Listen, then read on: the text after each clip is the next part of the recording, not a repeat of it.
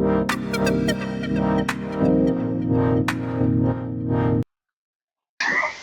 Hello friends, this is Shirisha. Welcome to my YouTube channel learn with Shirisha. అయితే మనం previous వీడియోలో science పెడగోజీకి సంబంధించి part 1 అయితే కంప్లీట్ చేసాం కదా. ఇప్పుడు మనం పార్ట్ 2 సంబంధించినది తీసుకుందాము. పార్ట్ 2 లో ఏమేమి టాపిక్స్ కంప్లీట్ చేద్దాం అనేది ఒకసారి డిస్కస్ చేసుకుందాము.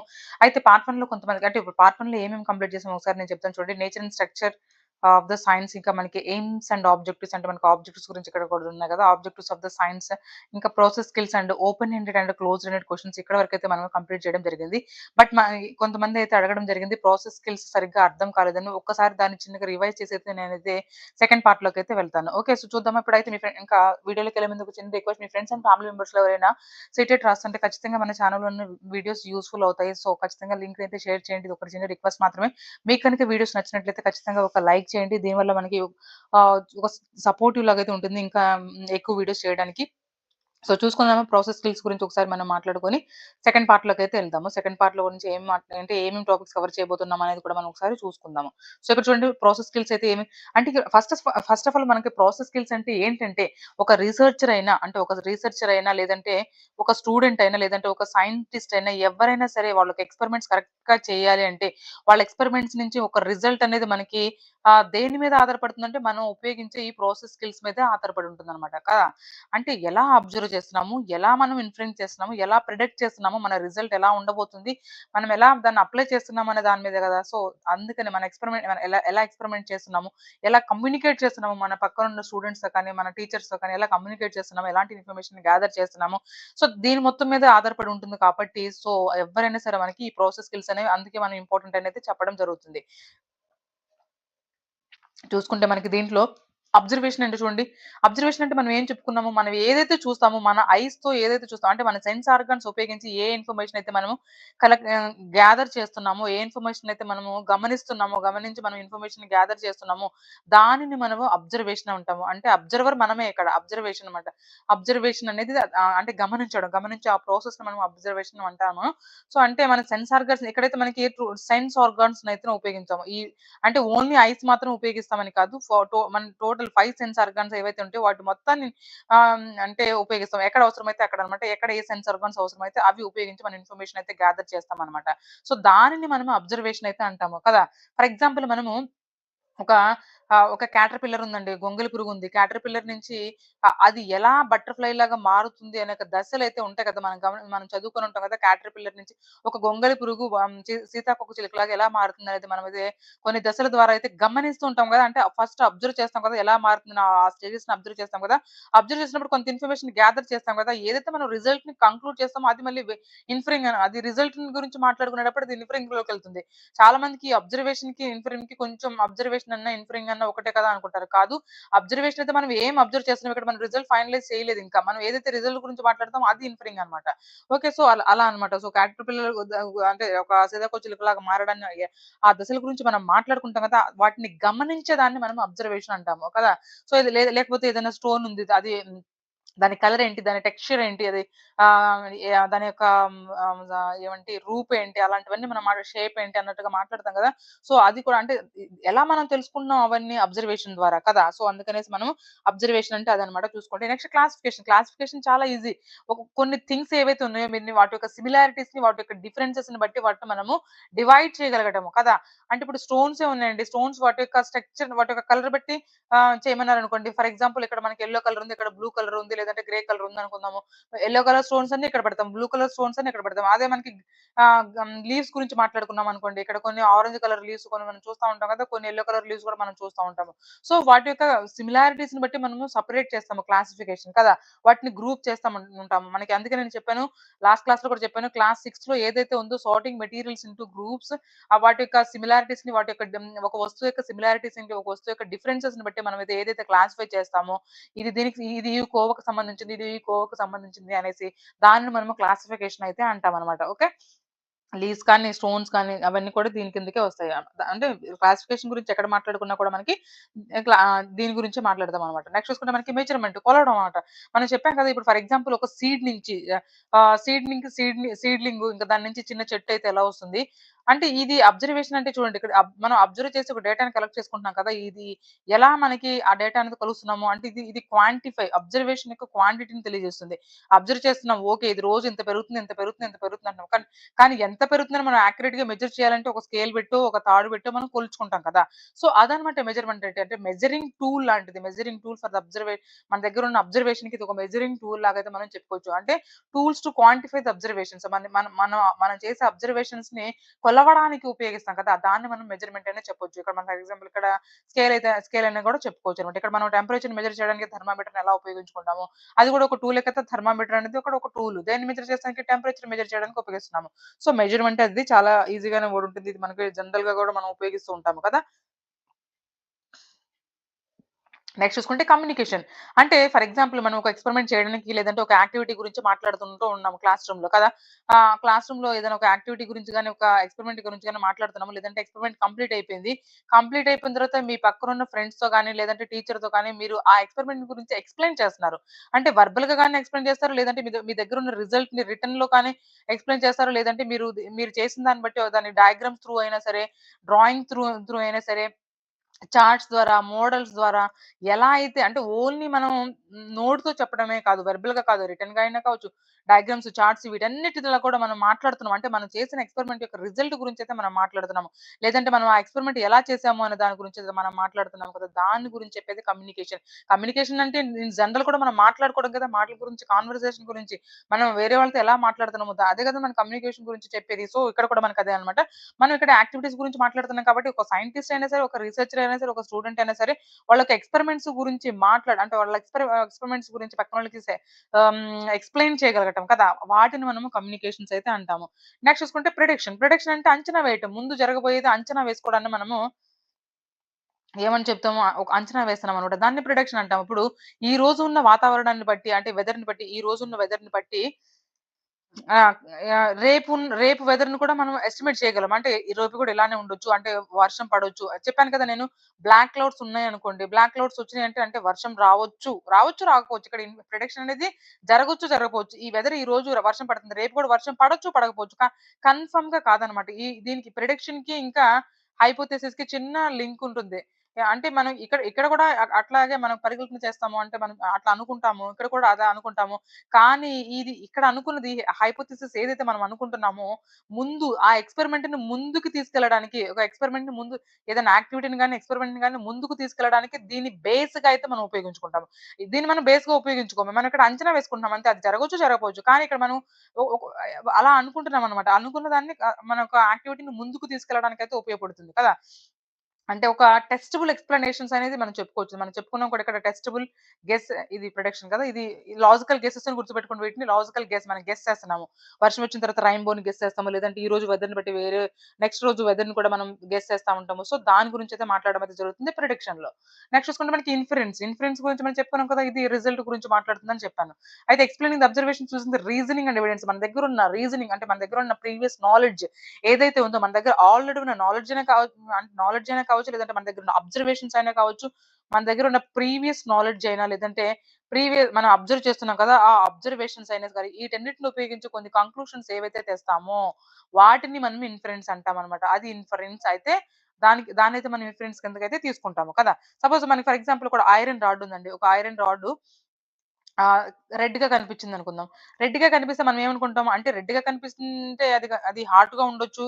అంటే కాలుతుందేమో అని అనుకుంటాం కదా! అంటే ఒక వస్తువుని చూసినప్పుడు మన మైండ్‌లో ఏదో ఒకటి టక్కున గుర్తొస్తుంది. అంటే మనము స్కీమా గురించి చెప్పుకున్నప్పుడు ఉన్నాం కదా! స్ట్రక్చర్డ్ ఇన్ఫర్మేషన్ అంటే స్ట్రక్చర్డ్ నాలెడ్జ్ ఏదైతే మన బ్రెయిన్‌లో ఫిక్స్ అవుతుందో for example yellow colour mango ఉంది. మ్యాంగో ఉండగానే యెల్లో కలర్ మ్యాంగో అంటే అది తీయగా ఉంటుందని లేదంటే దాని టెక్స్చర్ సాఫ్ట్‌గా ఉంటుందని సో, అలా మన మైండ్‌లో కొన్ని థాట్స్ అయితే ఉంటాయి కదా!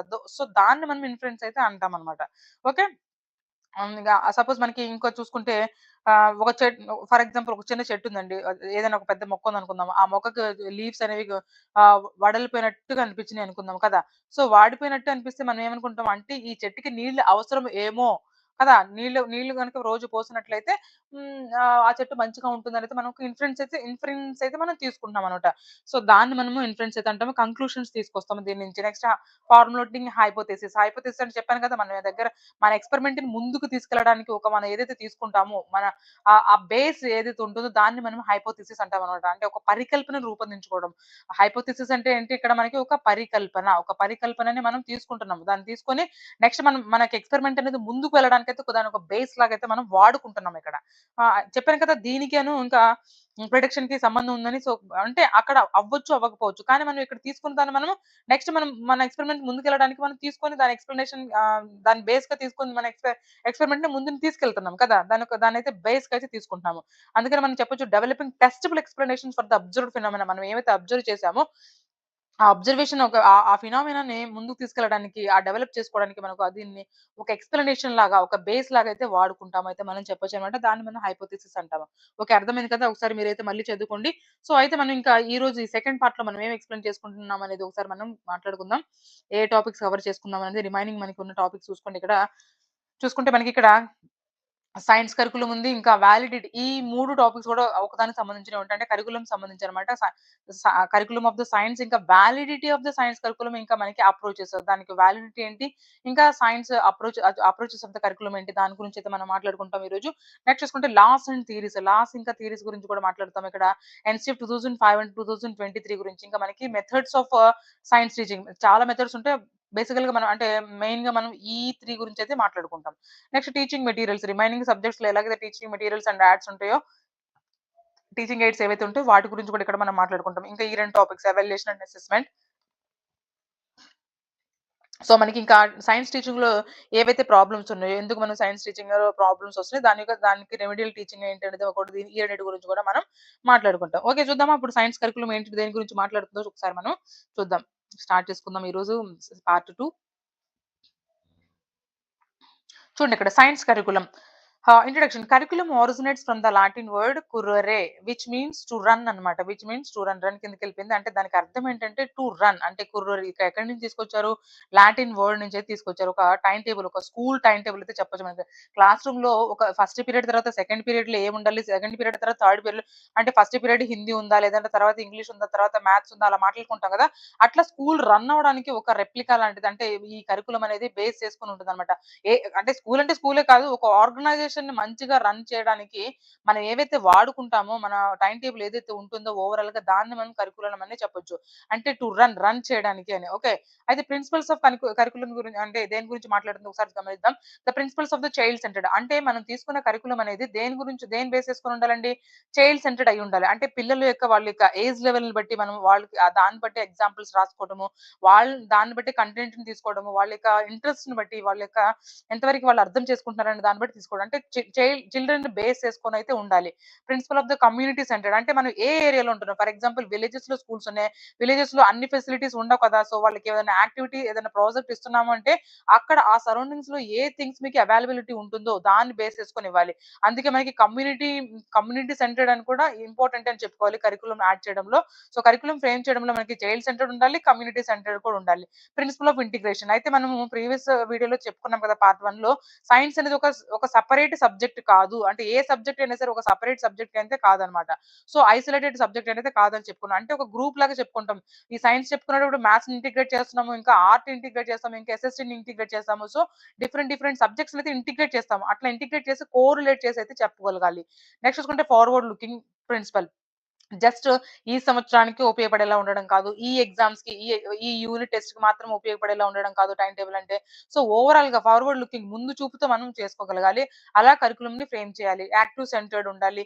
ఇంకా కన్జర్వేషన్ ప్రిన్సిపల్ అంటే యాక్టివ్ సెంటర్డ్ అంటే ఇక్కడ ఏంటంటే దేని గురించి మాట్లాడుతుందంటే, యాక్టివ్ సెంటర్డ్ అంటే పిల్లలు యాక్టివ్‌గా పార్టిసిపేట్ చేసేలాగా, యాక్టివిటీస్ ఇంక్లూడ్ చేసేలాగా, అలా ఎక్స్‌పెరిమెంట్స్ చేయించుకొని మనం నాలెడ్జ్ ఏదైతే మనకిస్తామో పిల్లలకి అది లాంగ్ లాస్టింగ్ వరకు అంటే చాలా రోజుల వరకైతే గుర్తుంటుంది కదా! బట్ మనకి దీనిలో లెక్చర్ మెథడ్ ఇంకా డెమాన్‌స్ట్రేషన్ మెథడ్ ద్వారా ఏదైతే మనం చెప్తామో, అది చాలా వరకైతే గుర్తుండదనమాట. చాలా రోజుల వరకైతే పిల్లలు గుర్తుపెట్టుకోలేరు. అందుకని సైన్స్ అనేది ఏదైనా సరే మనము ఎక్స్‌పెరిమెంట్స్ ద్వారా గాని, ఇంకా యాక్టివిటీస్ ద్వారా గాని మనమైతే చెప్పుకుంటే అప్పుడు వాళ్ళకి చాలా రోజుల వరకైతే గుర్తుంటుంది. సో, అదనమాట. సో, కన్జర్వేషన్ ప్రిన్సిపల్ అంటే మనకి పరిరక్షించుకోవడం. మన మన యొక్క కరిక్యులంని పరిరక్షించుకోవడం అనేది దీని కిందకొస్తుందనమాట. సో, ఇవన్నీ చూసుకుంటే ఇవి మనకి ఒక్కొక్కసారి కరిక్యులం అనేది ఎలా ఉండాలి? చైల్డ్ సెంటర్డ్ ఉండాలి, కమ్యూనిటీ సెంటర్డ్ ఉండాలి, ఇంటిగ్రేషన్ ఉండాలి. ఇంకేదైనా ఆప్షన్ ఇచ్చి ఏది కాదు అని అడగడం గూడా జరుగుతుంది. సో, ఇలాంటి క్వెషన్స్ రావడానికైతే ఆస్కారం ఉందనమాట. నెక్స్ట్ చూసుకుంటే సైన్స్ కరిక్యులం షుడ్ బి ఎలా ఉండాలి అంటే ట్రూ టు ద చిల్డ్రన్, ఇంకా true to the life, true to the science, true to the discipline, true to the ethics. అయితే ఈ 3 ఆప్షన్స్‌లో ఇచ్చి అంటే 3 ఆప్షన్స్ ఇచ్చి వేరేది ఇంకో ఆప్షన్ ఇచ్చి కూడా ఇలా క్వెషన్ కూడా అడగడం జరిగింది. సో, అందుకని ఈ ఆప్షన్స్ మీరు బాగా గుర్తుపెట్టుకోండి. ట్రూ టు ద చిల్డ్రన్‌కి సంబంధించి ఉండాలి. ఏదైతే మనం ప్రిన్సిపల్స్‌లో మాట్లాడుకున్నదో చైల్డ్ సెంటర్డ్ అని పిల్లల యొక్క హ్మ్. వాళ్ళ యొక్క ఇంట్రెస్ట్‌ని బట్టి, వాళ్ళ యొక్క క్యాపబిలిటీస్‌ని బట్టేసి, వాళ్ళ ఏజ్ లెవెల్స్‌ని బట్టేసి మనమైతే కరిక్యులమ్ ఫ్రేమ్ చేసుకుంటున్నాం చెప్తున్నా కదా! దట్ ఈస్ వాట్ అంటే దాన్నే మనం ఏమంటామంటే ఇక్కడ ట్రూ టు ద చిల్డ్రన్ అయితే అనొచ్చనమాట. ట్రూ టు ద లైఫ్ వాళ్ళ యొక్క డైలీ లైఫ్‌కి సంబంధించి అయితే ఉండాలి. డైలీ లైఫ్ ఎగ్జాంపుల్స్ అయితే మనం తీసుకోవాలి. డైలీ లైఫ్, రియల్ లైఫ్ నిజ జీవితానికి సంబంధించిన ఎగ్జాంపుల్స్ అయితే తీసుకోవాలి. ఎక్కడో మనకి అంటే వాటికి అవసరం లేని ఎగ్జాంపుల్స్ తీసుకొచ్చామంటే కోరిలేట్ చేసి చెప్పామంటే వాళ్ళు అర్థం చేసుకోలేరు కదా! సో, అందుకని డైలీ లైఫ్ వాళ్ళ పిల్లల యొక్క డైలీ లైఫ్‌కి సంబంధించింది అయితే తీసుకోవడం అయితే జరగాలి కదా! సో, దాన్ని మనం ఏమంటామంటే ట్రూ టు ద లైఫ్ అంటాము. ట్రూ టు ద సైన్స్ అంటే సైన్స్‌కి సంబంధించి. అంటే సైన్స్ నాలెడ్జ్‌ని మనం వాళ్ళు ఎలా అక్వైర్ చేస్తున్నారు? మనం చెప్పే ఒక సైంటిఫిక్ నాలెడ్జ్‌ని వాళ్ళనేది ఎలా తీసుకుంటున్నారు? అప్రోప్రియేట్ లెవెల్‌లో మనం చేస్తున్నామా లేదా? మనం ఇచ్చిన నాలెడ్జ్‌ని వాళ్ళు ఎంజాయ్ చేస్తున్నారా? అంటే మనం ఇచ్చిన ఒక సైంటిఫిక్ నాలెడ్జ్‌ని వాళ్ళు ఎంజాయ్ చేస్తూ నేర్చుకుంటున్నారా లేదా? ఏదో మేడం చెప్తుంది కదా! మనం నేర్చుకుంటున్నాం కదా! అని కాకుండా అలా నేర్చుకోగలగాలన్నమాట. ఎంజాయ్ చేస్తూ నేర్చుకోవాలి. అప్పుడే మనం వాళ్ళకిచ్చిన ఆ సైంటిఫిక్ నాలెడ్జ్ అనేది వాలిడిటీ అన్నమాట. వాల్యూగా ఉంటుంది. వాల్యుబుల్ అన్నమాట. ఓకే. సో, నెక్స్ట్ చూసుకుంటే మనకి ట్రూ టు ద డిసిప్లిన్ ఉండాలి. మనం ఎక్స్‌పెరిమెంట్ చేసేటప్పుడు చెప్పుకున్నాం కదా! ఎలా అయితే వాళ్ళు రికార్డ్స్‌ని ప్రెజెంట్ చేస్తున్నారో, వాళ్ళు దాంట్లో డిసిప్లిన్స్ చూయించడం. అంటే రిజల్ట్స్‌ని మానిప్యులేట్ చేయకూడదు. అంటే మీకు వచ్చినా కానీ మీకు రాకపోయినా కానీ ఏదో ఒక రిజల్ట్ తీసుకొని పెట్టకూడదనమాట. అలా మానిప్యులేట్ చేయకూడదు. సో, మనకి true to the discipline maintain చేసుకోవాలి. అలా ఉండాలి. నెక్స్ట్ చూసుకుంటే ట్రూ టు ద ఎథిక్స్ అంటే హానెస్ట్, కోఆపరేషన్ ఇవన్నీ మనకి పిల్లల్లో కనిపించాలి. ఇవన్నీ మనం బిల్డప్ చేయాలి వాళ్ళలో. అలా ఉండాలి కరిక్యులమ్ అనేది. దాన్ని బేస్ చేసుకొని తీసుకోవాలి. సో, ఈ పాయింట్స్ అన్ని మీరైతే గుర్తుపెట్టుకోండి. నెక్స్ట్ చూసుకుంటే మనకి validity of the curriculum. Validity of the curriculum అంటే ఏంటి చూద్దాం. ఫస్ట్ చూడండి దీంట్లో కూడా మనకి వాలిడిటీ అంటే ప్రతి ఒక్క దాని గురించి కూడా మనకి దీంట్లో మెయిన్‌గా ప్రాసెస్ వాలిడిటీ గురించి అయితే మీరు గుర్తుపెట్టుకోండి. అంటే అన్ని గుర్తుపెట్టుకోండి. బట్ దీని మీద అయితే ఎక్కువ ఫోకస్ చేయండి.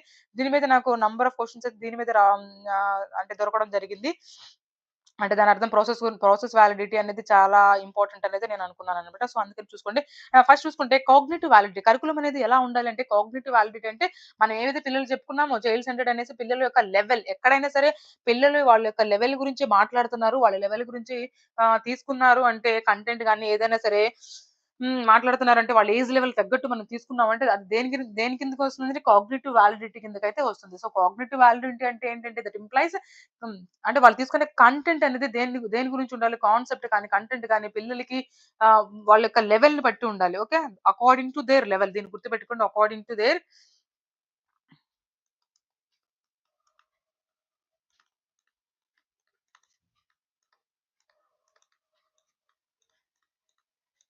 ఓకే. నెక్స్ట్ చూసుకుంటే కంటెంట్ వాలిడిటీ. మనం తీసుకునే కంటెంట్ కూడా ఇంపార్టెంటే కదా! అంటే వాళ్ళకి మనం కన్వే చేసే ఒక ఇన్ఫర్మేషన్ పిల్లలకి మనం అందించే ఒక ఇన్ఫర్మేషన్ సిగ్నిఫికెంట్‌గా అంటే మంచి వేలో వాళ్ళకి పొందాలి అంటే మనం తీసుకునే కంటెంట్ అనేది కూడా చాలా ఇంపార్టెంట్ అన్నమాట కదా! సైంటిఫిక్ కంటెంట్ ఇంకా సిగ్నిఫికెంట్ వేలో మనకు ఆ కంటెంట్‌ని పిల్లలకి అందచేయడానికి ఏదైతే మనము ఫ్రేమ్ చేస్తున్నామో కరిక్యులమ్ దాన్ని బేస్ చేసుకొని కంటెంట్ వాలిడిటీని బేస్ చేసుకొని అయితే ఉండాలి. Next process validity. ఎలాంటి మెటీరియల్స్ వాడుతున్నాము? ఎలాంటి పెడగోజికల్ ప్రాసెస్‌ని మనం వాడుకుంటున్నాము? అంటే మెథడ్స్ అన్నమాట. టీచింగ్ మెథడ్స్ ఏవైతే మనం వాడుతున్నామో అవి కూడా పిల్లల లెవెల్‌కి తగ్గట్టుగానే ఉండాలి. వాళ్ళకి అర్థమయ్యే విధానంలో తీసుకోవాలి.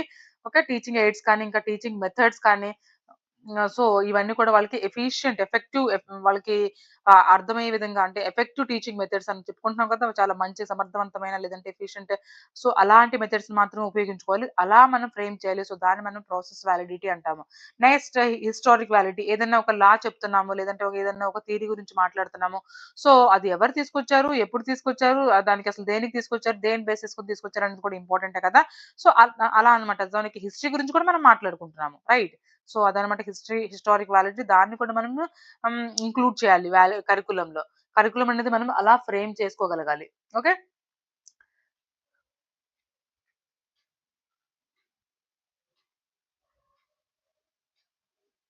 నెక్స్ట్ చూసుకుంటే సైన్స్ యొక్క హిస్టరీ అనేది కూడా దీని కిందకే వస్తుందన్నమాట. నెక్స్ట్ చూసుకుంటే ఎన్విరాన్మెంటల్ వాలిడిటీ. ఎన్విరాన్మెంటల్ వాలిడిటీ అంటే నేను చెప్పాను కదా! విలేజెస్‌లో ఉన్న పిల్లలు వాళ్ళ యొక్క అవైలబిలిటీని బట్టి వాళ్ళు తీసుకుంటూ ఉంటారు కదా! ఇప్పుడు మనం ఎక్కడున్నాం అనేది మనము for example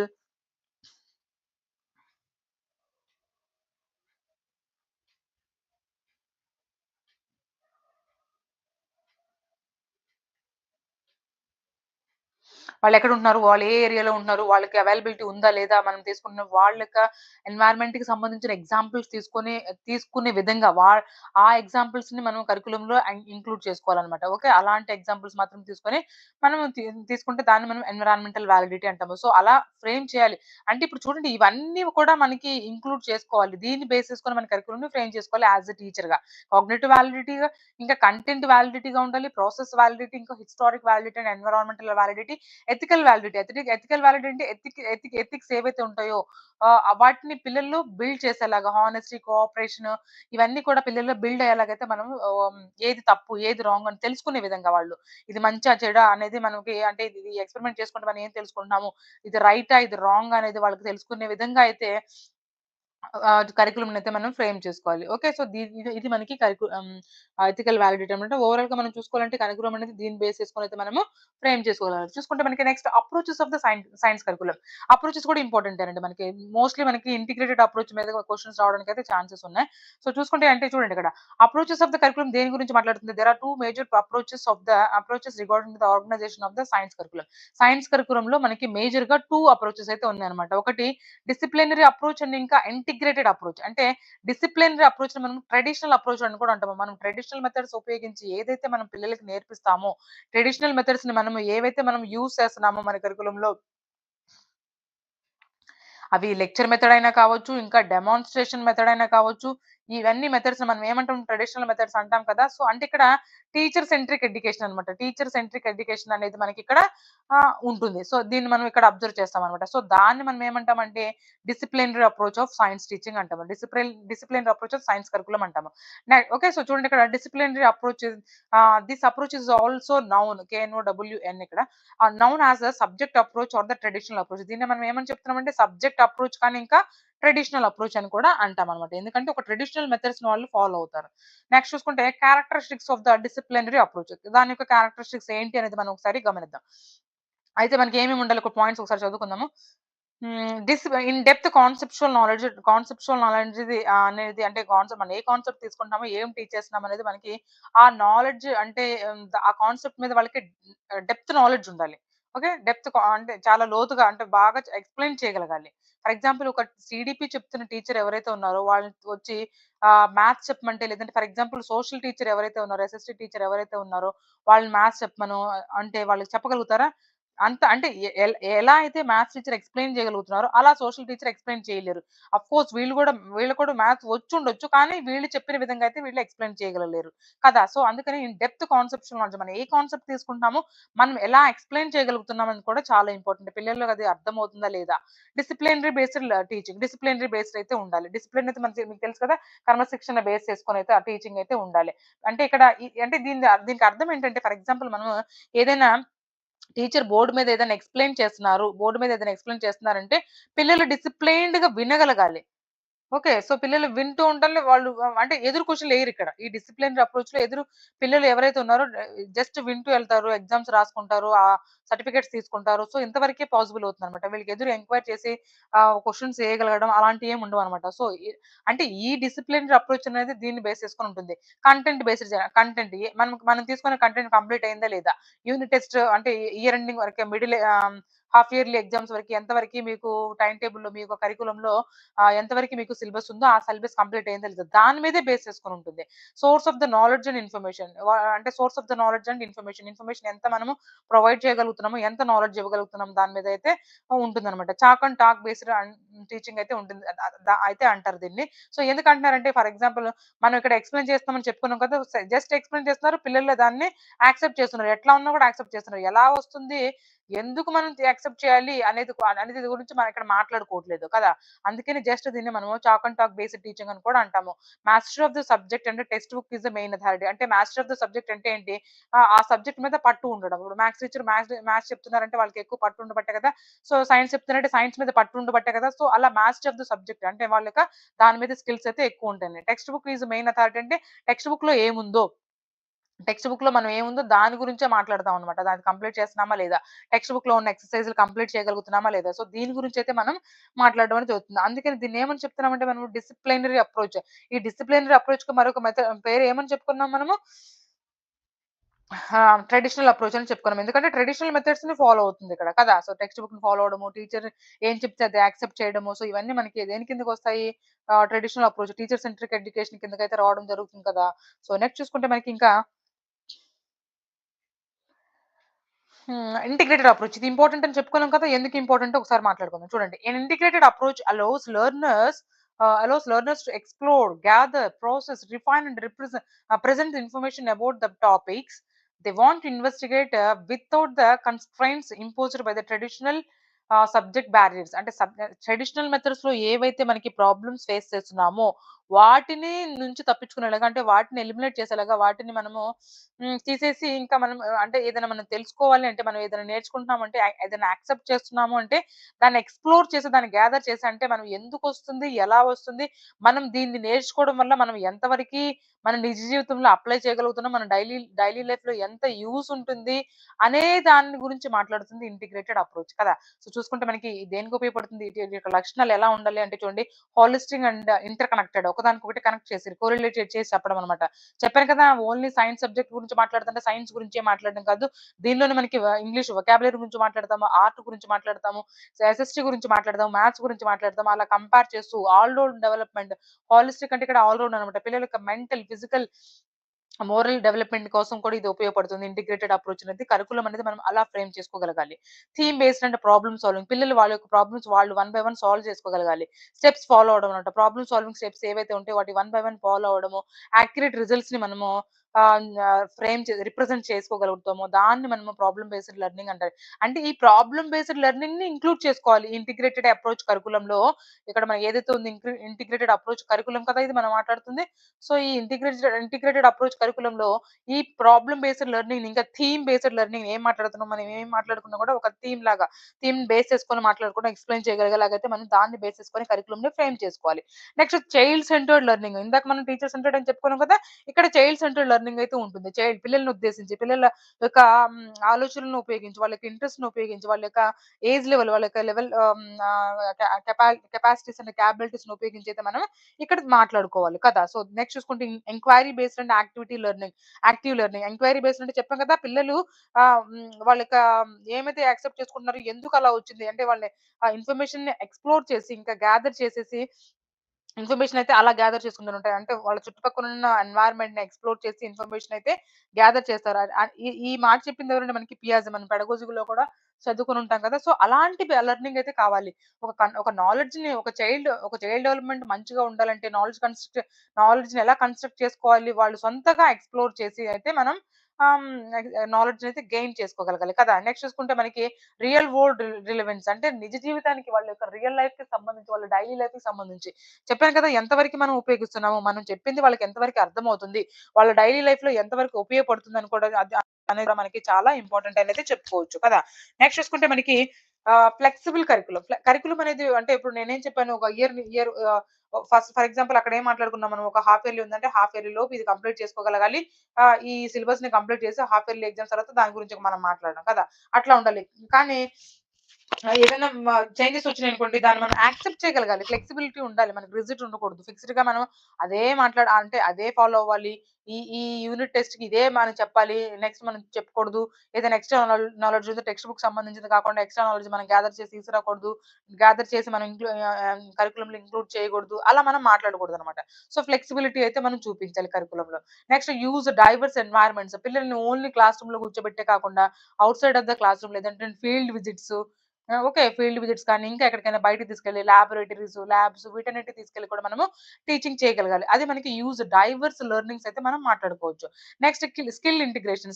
different different skills అయితే ఇంటిగ్రేట్ చేయాలి. ఏదో అందరికి ట్రెడిషనల్‌గా ఒకటే మెథడ్‌ని ఉపయోగిస్తూ, ఒకటే మెథడ్ గురించి మాట్లాడుతూ, ఒకటే లెసన్ కంప్లీట్ చేసుకోవడం అట్లా కాకుండా ఈ పిల్లలకి ఏ స్కిల్స్ ఇంపార్టెంటో, ఏ స్కిల్ గురించి వాళ్ళు బాగా ఈజీగా అర్థం చేసుకోగలుగుతున్నారో, దాని గురించి అయితే మాట్లాడుతూ ఉండాలి. సో, ఇదనేది మనకి స్కిల్ ఇంటిగ్రేషన్ గురించయితే స్కిల్స్ ఇంటిగ్రేట్ చేయడం, ఏకీకరణ చేసుకోవడం కదా!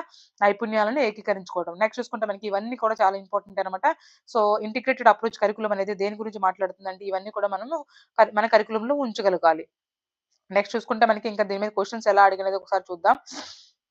Which of the following criteria of validity of the science curriculum? A criteria అండి కింద ఇచ్చిన వాటిలో ఏ క్రైటీరియా మాట్లాడుతుంది? దేని గురించి అంటే validity of the science curriculum requires involving the learners in acquiring methods by scientific knowledge is generated and validated. అంటే మనం ప్రొవైడ్ చేస్తున్న ఒక సైంటిఫిక్ నాలెడ్జ్ అనేది వాల్యూ. ఒక వాల్యుబుల్ ఇన్ఫర్మేషన్‌ని మనం ప్రొవైడ్ చేయగలుగుతున్నాము. అంటే దాన్నేం చేస్తున్నామంటే అక్కడ ప్రాసెస్ ఆఫ్ వాలిడిటీ అయితే గురించైతే మనం మాట్లాడుకోవడం అయితే జరుగుతుంది. మనం ప్రాసెస్ వాలిడిటీ మాట్లాడుకునేటప్పుడు కూడా చెప్పాం కదా! మనం ఉపయోగించే టీచింగ్ మెటీరియల్స్, టీచింగ్ ఎయిడ్స్ ఎంత వరకు వాళ్ళకి ఉపయోగపడుతున్నాయి. దాని గురించైతే మాట్లాడింది కదా! So, process validity is our correct answer. Okay. So, అలా కూడా క్వెషన్స్ అడగొచ్చు. నెక్స్ట్ చూసుకుంటే మనకి కాగ్నిటివ్ వాలిడిటీ. ఇక్కడ చూడండి కాగ్నిటివ్ వాలిడిటీ గురించి డైరెక్ట్‌గా అయితే ఇవ్వడం జరిగింది కదా! చూసుకుంటే మనకిక్కడ cognitive validity in science curriculum means అంటే కాగ్నిటివ్ వాలిడిటీ అంటే ఏంటి అని అడుగుతున్నారు. Dilution of the content dilution of the content అంటే వాళ్ళకి నేర్పించిన వాళ్ళలో కలిసిపోయేలాగా చేయడమా? Inclusion of the appropriate fun elements of the science.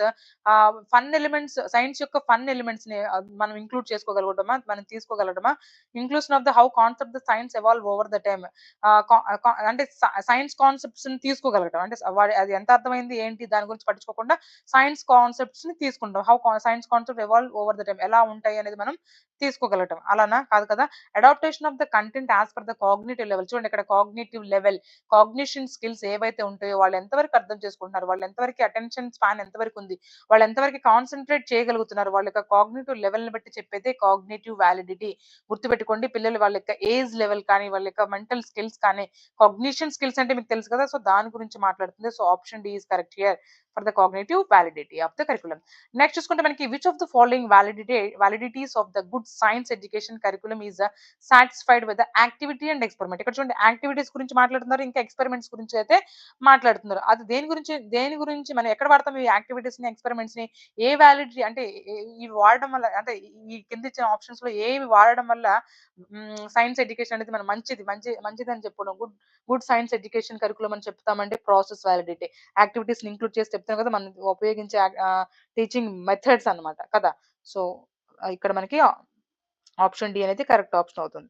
Next చూసుకుంటే మనకి the criterion of process validity. ఇక్కడ చూడండి మళ్ళీ అగైన్ ప్రాసెస్ వాలిడిటీ అయితే ఇవ్వడం జరిగింది. చూసుకుంటే మనకి ఇక్కడ process validity of the curriculum requires దేనికి సంబంధించిందంటే ఏం కావాలి దానికి? Learner should be engaged in processes that lead to generated of the sciences knowledge. అంటే పిల్లల్ని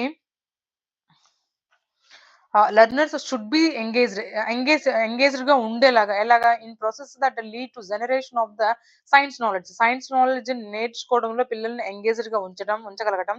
ఓకే. చూద్దాం ఇంకా. Science should be taught as a specialised discipline with the unique characteristics. వాటికున్న పర్టిక్యులర్ క్యారెక్టరిస్టిక్స్‌తోనే అంటే సైన్స్ సబ్జెక్ట్‌ని టీచ్ చేయగలగడం. అంటే వేరే సబ్జెక్ట్స్‌ని ఇంక్లూడ్ చేయలేదు ఇక్కడ. కానీ అలా మనం చేయం కదా! ఇంటిగ్రేటెడ్ సబ్జెక్ట్ లాగైతే మనం టీచ్ చేసుకోవాలనైతే మాట్లాడుకున్నాం కదా! సో, ఇది మనకి ఆప్షన్ కాదు. Science should be presented as a value-free discipline uninfluenced by the social concerns. కానీ మనము science as a social concern అనేది మాట్లాడుకున్నాం కదా! సో, అన్‌ఇన్‌ఫ్లూయెన్స్‌డ్ అంటే సొసైటీ చేత ఇన్‌ఫ్లూయెన్స్ చేయబడట్లేదు ఇక్కడ. కానీ చేయగలిగేలాగా ఉండాలి. సో, ఇది కూడా మనకు ఆప్షన్ కాదు కదా! Learner should be familiarised with the various natural process. ఎలా వాళ్ళకి లెర్నర్స్ అనేవాళ్ళు ఎలా ఉండాలి? ఎలా ఫ్యామిలరైజ్ అయి ఉండాలి? అనుకూలంగా. ఎలా ఉండాలి? వేరియస్ నేచురల్ ప్రాసెస్‌కి అనుకూలంగా ఉండాలా? అలా కూడా కాదు. సో, చూసుకుంటే మనకి వాలిడిటీ గురించి ఇక్కడ ప్రాసెస్ వాలిడిటీ దేని గురించి మాట్లాడుతుంది? మనం ఉపయోగించాలనుకునే ప్రాసెసెస్‌ని ఎంగేజ్డ్ ప్రాసెస్ మనము వాళ్ళకి సైంటిఫిక్ నాలెడ్జ్‌ని ప్రొవైడ్ చేసేటప్పుడు దేని గురించి మాట్లాడుతున్నామో ఆ ప్రాసెస్‌ని మనము ప్రాసెస్ వాలిడిటీ అయితే మనం మాట్లాడదామన్నమాట. సో, చూసాం కదా! అలాంటి క్వెషన్స్ అయితే అడగడం అయితే జరుగుతుంది. నెక్స్ట్ చూసుకుంటే మనకి లాస్ అండ్ థియరీస్. ఇక్కడ చూసుకుంటే మనకి కొంతమందికి లాస్ అంటే, థియరీస్ అంటే కొంచెం కన్‌ఫ్యూజన్ అయితే ఉంటుంది. దాని గురించి అయితే మనం కొంచెం డీటెయిల్‌గా అయితే మాట్లాడుకుందాం.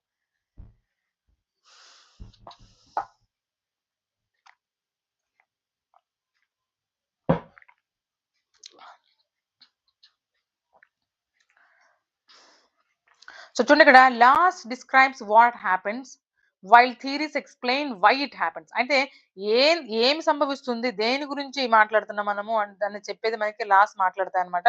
అంటే ఏమి సంభవిస్తుంది అనేది చెప్పేదే మనకి లాస్.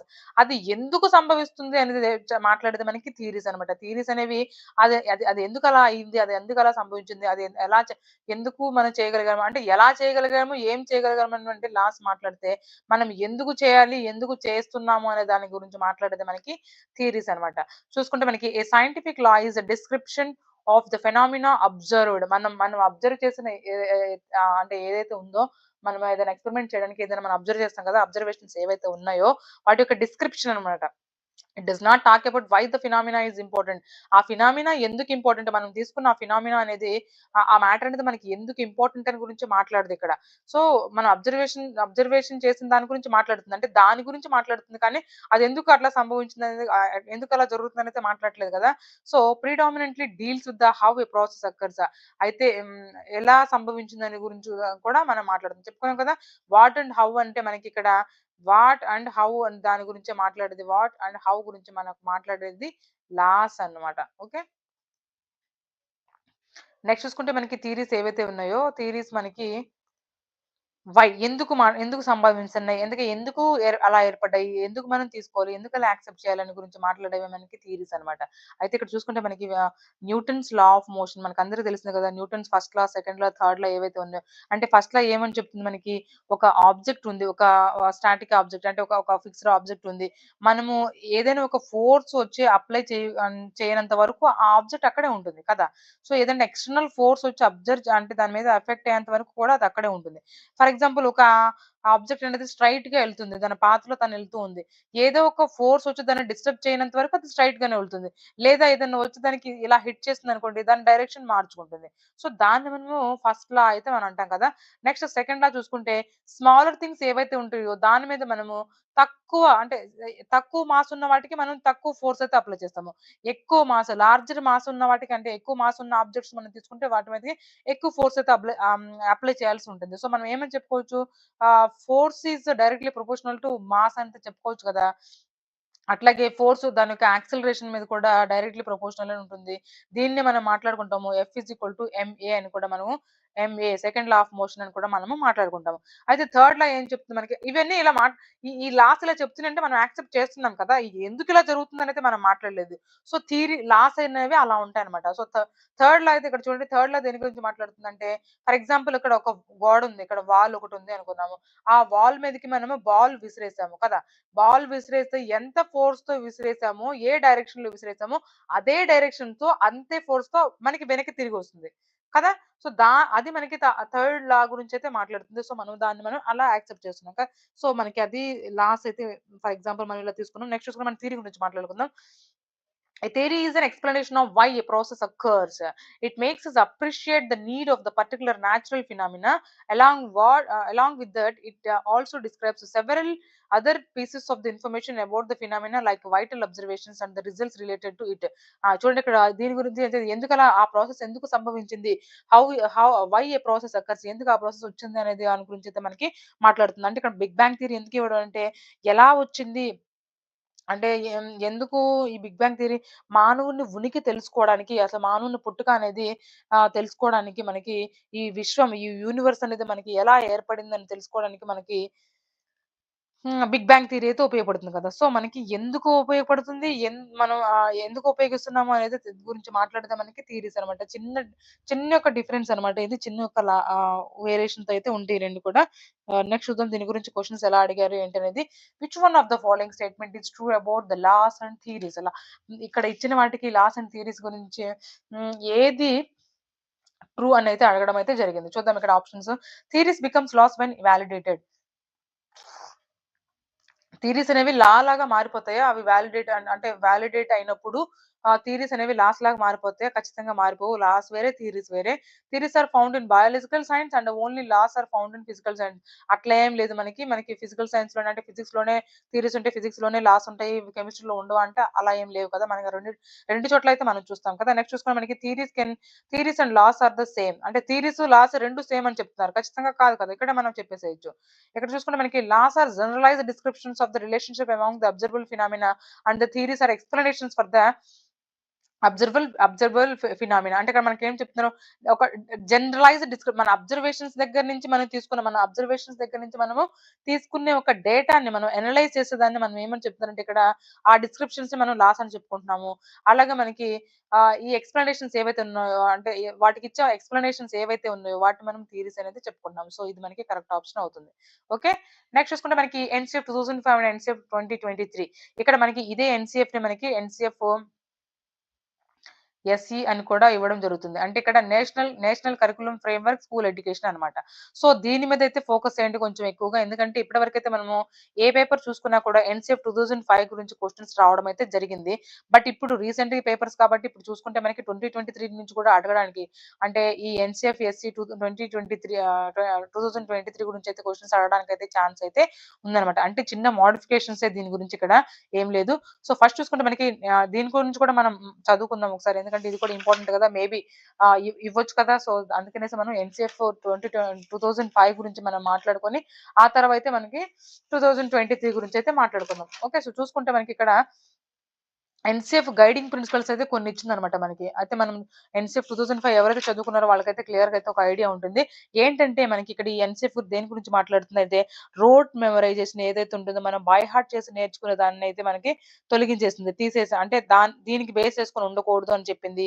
ఇంకా మనకి ఆహ్, ఆహ్, ఔట్‌సైడ్ ఆఫ్ ద లైఫ్ అంటే ఓన్లీ క్లాస్ రూమ్ సంబంధించింది కాకుండా పిల్లల యొక్క డైలీ లైఫ్, క్లాస్ రూమ్‌కి ఔట్‌సైడ్ ఆఫ్ ద లైఫ్ కూడా మనకి ఇంక్లూడ్ చేసుకోవాలి. నాలెడ్జ్ అంటే మనం మనం చెప్పే ఏదైనా ఒక కాన్సెప్ట్ ఉందంటే దాని మీద బేస్ చేసుకొని ఉండాలి అనేది దీని గురించి మాట్లాడుతుంది. ఎగ్జామినేషన్స్ ఏవైతే ఉన్నాయో అవి ఫ్లెక్సిబుల్‌గా అయితే ఉంచుకోవాలి. ఆ కరిక్యులమ్ అయితే ఫ్లెక్సిబుల్‌గా అయితే ఉంచుకోవాలి అనే దాని గురించి మాట్లాడింది. కరిక్యులమ్ కూడా ఫ్లెక్సిబుల్‌గా ఉంచుకోవాలి. అంటే మనం మనం ఫ్రేమ్ చేసే కరిక్యులమ్ అనేది బియాండ్ ద టెక్స్ట్ బుక్ అయితే ఉండాలని చెప్పింది. ఎందుకంటే ఓన్లీ టెక్స్ట్ బుక్ సంబంధించిందే కాదు, outside of the text book కూడా ఉండాలి. సో, దాని గురించి కూడా మనం తెలుసుకోగలగాలి. పిల్లలకి దాన్ని ఇంక్లూడ్ చేసుకోవాలయితే మనం దాని గురించయితే మాట్లాడింది మనకి. ఇవి కొన్ని గైడింగ్ ప్రిన్సిపల్స్ అన్నమాట. ఇదేంట్లో మనకి ఎన్‌సీఎఫ్ 2005లో మనకిచ్చిన కొన్ని గైడింగ్ ప్రిన్సిపల్స్. అయితే ఇప్పుడు ఈ రెండిటిని కొంచెం కంపేర్ చేస్తూ అయితే మనం తెలుసుకుందాం. అయితే ఇది ఏ పాలిసీని బేస్ చేసుకుంది ఉంది అంటే ఈ ఎన్‌సీఎఫ్ 2005 దేన్ని బేస్ చేసుకొని తీసుకొచ్చారు అంటే 1986 ఎన్‌ఈపీ 1986 ఏదైతే ఉందో దాన్ని బేస్ చేసుకొని తీసుకురావడం అయితే జరిగింది మనకి ఈ యొక్క ఎన్‌సీఎఫ్ 2005ని. ఇక్కడ చూసుకుంటే మనకి రీసెంట్‌గా వచ్చిన NEP 2020 national educational policy 2020 educational policy ఏదైతే ఉందో దాన్ని బేస్ చేసుకొని తీసుకొచ్చారు ఈ ఎన్‌సీఎఫ్ 2023. సో, స్కూల్ స్ట్రక్చర్ అయితే ఇప్పటివరకు మనం ఏం చూసాము 10+2 అయితే చూసాము. కానీ ఇప్పుడు మనకి స్కూల్స్ అన్ని ఎలా మారిపోతున్నాయంటే 5+3+3+4కి అయితే మారిపోతున్నాయి. అంటే ఇక్కడ మనం 5+3+3 అయితే మనం దాని గురించి ఒకసారి మాట్లాడుకుందాం. ఇక్కడ ఫస్ట్ 5 ఇయర్స్‌ని అంటే ఫస్ట్ 5 ఇవి ఇయర్స్ అన్నమాట ఇవి. ఓకే. ఫస్ట్ 5 ఇయర్స్‌ని మనము ఫౌండేషనల్ స్టేజ్ అంటాము. ఫస్ట్ 5 ఇయర్స్‌ని మనం ఏమంటాము? ఫౌండేషనల్ స్టేజ్ అయితే అంటాం. ఈ ఫౌండేషనల్ స్టేజ్ అనేది ఎక్కడి వరకైతే ఉంటుందంటే 3-8 ఇయర్స్ వరకైతే ఉంటుందన్నమాట. ప్రీ ప్రైమరీ నుంచి. ఓకే. ప్రీ ప్రైమరీ కూడా దీంట్లోనే ఇంక్లూడ్ అయిపోయింది. నెక్స్ట్ మనకి 5+3+3+4 కాబట్టి నెక్స్ట్ 3 ఇయర్స్‌ని మనం ఏమంటాము అంటే ప్రిపరేషనల్ స్టేజ్ అంటాము. ఈ ప్రిపరేషనల్ స్టేజ్‌లో పిల్లలు మనకి 8 ఇయర్స్ నుంచి 11 ఇయర్స్ వరకు పిల్లల గురించైతే మనం మాట్లాడుకుంటాము. నెక్స్ట్ 3 నంబర్ ఏదైతే ఉందో అది మనకి మిడిల్ స్టేజ్ అయితే అంటాము. ఓకే. మిడిల్ స్టేజ్ అయితే అంటాము. దీంట్లో మనకి పిల్లలకి 11-14 ఇయర్స్ వరకి పిల్లల గురించయితే మనం మాట్లాడుకుంటాము.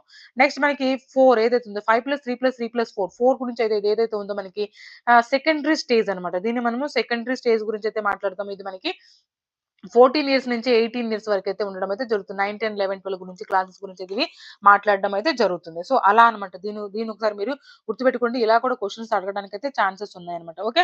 నెక్స్ట్ చూసుకుంటే మనకి పెడగోజికల్ ఇష్యూస్ అంటే మనం తీసుకునే ఒక టీచింగ్ మెథడ్స్ కానీ దేని మీద బేస్ చేసుకొని ఉండాలంటే ఇక్కడ చైల్డ్ సెంటర్డ్ ఎడ్యుకేషన్ మీద అయితే బేస్ చేసుకొని ఉండాలి. ఇది దేని గురించి మాట్లాడుతుంది అంటే ఎన్‌సీఎఫ్ 2005లో మనం తీసుకునే ఒక పెడగోజికల్ ఇష్యూస్ ఏదైతే ఉందో అవి చైల్డ్ సెంటర్డ్ అయ్యి ఉండాలి అని అయితే మాట్లాడడం అయితే జరిగింది. కదా!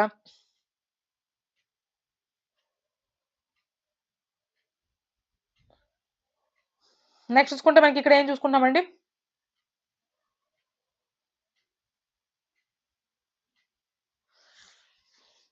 నెక్స్ట్ మనకిక్కడ కాంపిటెన్సీ బేస్డ్ లెర్నింగ్ అయితే ఉండాలి. కాంపిటెన్సీ అంటే టీచర్స్ కూడా ఇక్కడ మనకి ఒక లెర్నర్స్ లాగా అయితే కాంపిటెన్సీ మీద అయితే బేస్ చేసుకొని అయితే ఉండాలి. రైట్? సో, ఇక్కడ మనం చూసుకుంటే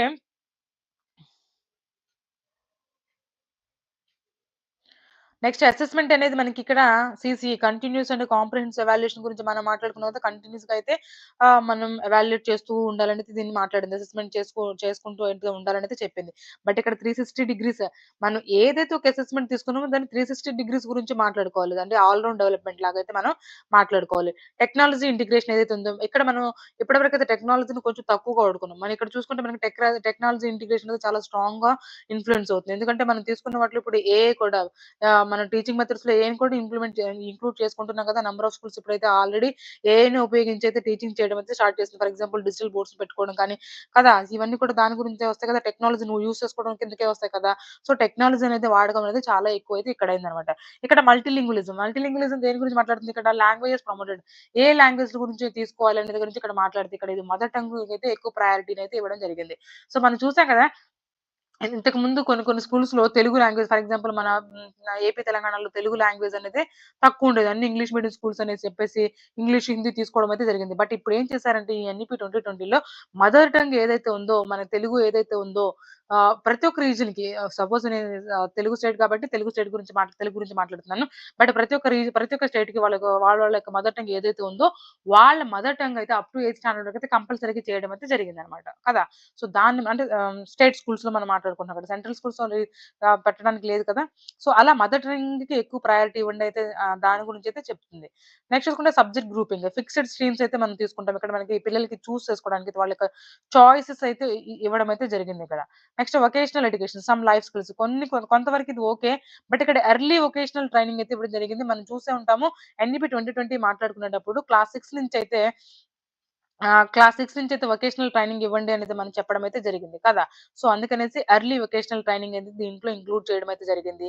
నెక్స్ట్ మనకి టెక్స్ట్ బుక్స్ ఫ్లెక్సిబిలిటీ మనం ఏమైతే కరిక్యులమ్ తీసుకుంటున్నామో అవి ఫ్లెక్సిబిలిటీగా ఉండాలి. ఇక్కడ కూడా ఫ్లెక్సిబిలిటీ ఇంకా కంటెంట్ బ్యాలెన్స్ అయితే ఉండాలన్నమాట. అంటే మనం తీసుకునే కరిక్యులమ్ ఫ్లెక్సిబుల్‌గా అయితే ఉండాలి. మనం అంటే దాంట్లో నావెల్టీ వచ్చినా అంటే ఏదైనా కొత్తగా అది ఏమైనా తీసుకొచ్చినా కానీ దాన్ని కూడా యాక్సెప్ట్ చేయగలిగేలాగా ఉండాలి. మనము లేదంటే మనకు మా స్కూల్ 10 ఇయర్స్ నుంచి ఇదే టెక్స్ట్ బుక్ వాడుతుంది. ఇదే సిలబస్ వాడుతుంది. సో, మనం ఇదే సిలబస్ ఫాలో అవుతాం. అట్లా రిజిడ్‌గా ఉండకుండా ఏ సిలబస్ వచ్చినా కూడా యాక్సెప్ట్ చేసుకునేగలిగేలాగా అయితే ఉండాలి. నెక్స్ట్ చూసుకుంటే మనకి ఇక్కడ చూసుకుంటే ఐడెంటిటీ వాల్యూస్ ఉంటే ఇక్కడ ఐడెంటిటీ వాల్యూస్ అంటే డెమోక్రటిక్ వాల్యూస్ అంటే సెక్యులర్ వాల్యూస్ గురించి అయితే ఇది మాట్లాడింది. ఇక్కడ కూడా అప్‌డేటెడ్ వాల్యూస్ అంటే ప్రైడ్. అప్‌డేటెడ్ వాల్యూస్ అంటే ఇంకా ప్రైడ్ గురించైతే మాట్లాడడం అయితే జరిగింది. సో, ఇవన్నీ కాకుండా మనకి ఏ టెక్నాలజీని ఉపయోగించున్నారు, ఇది దేన్ని బేస్ చేసుకొని వచ్చింది, అసెస్‌మెంట్ గురించి, మల్టీలింగ్యులిజం అంటే మదర్ టంగ్ ప్రయారిటీ ఇవ్వడం గురించి, వీటి గురించి అయితే మీరు ఎక్కువ ఫోకస్ చేయండి. బట్ ఇక్కడ చూడండి ఇది కూడా ఇంపార్టెంట్ అండి బోర్డ్ ఎగ్జామ్స్. మనకి ఇక్కడ చూసుకుంటే ఒకసారి ఎగ్జామ్ జరిగేది. 10థ్‌లో బోర్డ్ ఒకటి జరిగేది. 12థ్‌లో ఒక బోర్డ్ జరిగేది. బట్ ఇక్కడ మోడ్యులర్ బోర్డ్ ఎగ్జామ్స్ అని తీసుకొచ్చారు కదా! ఇప్పుడు చూసుకుంటే మనకి మన స్కూల్ మన మన వైపు కాలేజెస్‌లో ఇక్కడ చూసుకుంటే మన మోడ్యులర్ బోర్డ్ ఎగ్జామ్స్. అంటే ఈ మోడ్యులర్ బోర్డ్ ఎగ్జామ్స్ దేని గురించి మాట్లాడతాయి అంటే, ఒకే సంవత్సరంలో 2 బోర్డ్స్ అన్నమాట. అంటే క్లాస్ 10థ్ వాళ్ళకి 2 సార్లు ఎగ్జామ్స్ ఇవ్వచ్చు. ఏదైతే మనం ఇంటర్మీడియేట్ చదువుకునేటప్పుడు బెటర్‌మెంట్ ఎగ్జామ్స్ అని రాసేవాళ్ళమో, అట్లాగే వీళ్ళకి ఈ బోర్డ్ కూడా ఫస్ట్ బోర్డ్, సెకండ్ బోర్డ్ అయితే ఇవ్వడం అయితే జరిగింది. ఇక్కడైతే తక్కువగా ఏదైతే కొంచెం మార్క్స్ తక్కువొచ్చినాయో వాటిని ఇంప్రూవ్ చేసుకోవడానికి సెకండ్ బోర్డ్ ఎగ్జామ్స్‌లో కూడా వాళ్ళు రాసుకోవచ్చనమాట. అంటే బెస్ట్ ఆఫ్ 2 అటెంప్ట్స్‌లో ఈ 2 అటెంప్ట్స్‌లో ఏవి బెస్ట్ స్కోర్ ఉందో దాన్నైతే వాళ్ళు కన్సిడర్ చేయడం అయితే జరుగుతుంది. సో, దాన్ని మనము మాడ్యులర్ బోర్డ్ ఎగ్జామ్ సిస్టమ్ అయితే అనొచ్చు. సో, అది తీసుకొచ్చింది ఎస్‌సి 2023. దాని గురించి అయితే మాట్లాడడం అయితే జరుగుతుంది. నెక్స్ట్ టీచర్స్ డెవలప్‌మెంట్ అంటే బేసిక్ టీచింగ్ ట్రైనింగ్ సపోర్ట్ అయితే వీళ్ళకుంటుంది. ఆన్ గోయింగ్ అప్ స్కిల్లింగ్ గురించి అయితే ఉంటాయి. అంటే టీచర్స్ కూడా లెర్నర్స్ అనమాట. వాళ్ళు కూడా కొత్త స్కిల్స్ నేర్చుకుంటూ ఉంటారు. టెక్నాలజీని యూజ్ చేయడానికి ఇంకా వాళ్ళు టెక్నాలజీని ఎనేబుల్ చేసుకోవడానికి వాళ్ళ యొక్క వాళ్ళ యొక్క టీచింగ్ లో వాళ్ళ టెక్నాలజీని ఇంక్లూడ్ చేసుకోవడానికి వాళ్ళు కూడా ఏదో ఒకటి నేర్చుకుంటూనే ఉంటారు. వాళ్ళు కూడా వర్క్‌షాప్స్ అయితే స్కూల్‌లో కండక్ట్ చేస్తూ ఉంటారు కదా! సో, అదనమాట. ఏఐ బేస్డ్ లెర్నింగ్ టూల్స్ ఉన్నాయి. వాళ్ళని ఎలా ఉపయోగించాలి? వాటిని కొంతమంది టీచర్స్‌కి అయితే ట్రెడిషనల్ మెథడ్స్‌ని ఫాలో అయ్యే టీచర్స్ దాని గురించి అయితే తెలీదు కదా! సో, అవైతే ఎలా ఉపయోగించాలి? ఏంటి? అనేది కూడా దాని గురించి అయితే మాట్లాడుకుంటూ ఉంటుందనమాట. సో, అందుకనేసి టీచర్స్ కూడా లెర్నర్స్ అని అయితే చెప్పడం అయితే జరిగింది. ఓకే. సో, చూడండి ఇప్పుడు ఎన్‌సీఎఫ్ 2005 ఇంకా 2000 23 గురించయితే మనం కొంచెం క్లియర్‌గా అయితే మాట్లాడుకున్నాం కదా! సో, చూసుకుందామా మనమైతే దాని గురించి క్వెషన్స్ ఎలా అడగొచ్చనేది ఒకసారి మనము అబ్జర్వ్ చేద్దాము. చూసుకుంటే according to NCF 2005 in upper primary stage science curriculum which of the following is recommended? Science కరిక్యులమ్‌లో ఎన్‌సెఫ్ 2005 గురించి అప్పర్ ప్రైమరీ స్టేజ్‌లో మాట్లాడుకునేటప్పుడు ఏది రికమెండ్ చేస్తుంది? కింద ఇచ్చిన వాటిల్లో. Concept should B linked to making the sense of the everyday experience. ఖచ్చితంగా మనకి ఎవ్రీడే ఎక్స్‌పీరియన్స్ అంటే డైలీ లైఫ్‌కి సంబంధించి వాళ్ళ యొక్క వాళ్ళ యొక్క రోజు అనుభవాల గురించైతే లింక్ చేసుండాలి. ఖచ్చితంగా చేసుండాలి. So, concept should be arrived at the form of activities and experiments. Activities ఇంకా ఎక్స్‌పెరిమెంట్స్‌ని బేస్ చేసుకొనైతే ఉండాలి. వాళ్ళకి కరిక్యులమ్ అనేది ఖచ్చితంగా ఉండాలి. Concepts should be taught through disciplinary approach. Only disciplinary approach గురించే మాట్లాడాలా? కాన్సెప్ట్స్ అనేది అలాగే బోధించాలా? అంటే డిసిప్లినరీ అప్రోచ్ అంటే మనం ఏమని మాట్లాడుకున్నాము? ట్రెడిషనల్ మెథడ్స్ మాత్రమే ఫాలో అవుతారు. టీచర్ సెంట్రిక్ ఎడ్యుకేషన్ మాత్రమే ఉంటుందని చెప్పుకోలేము. అలాంటి మెథడ్స్ ఫాలో అవ్వాలా? ఖచ్చితంగా ఫాలో అవ్వకూడదు. సో, మనకిది కాదనమాట.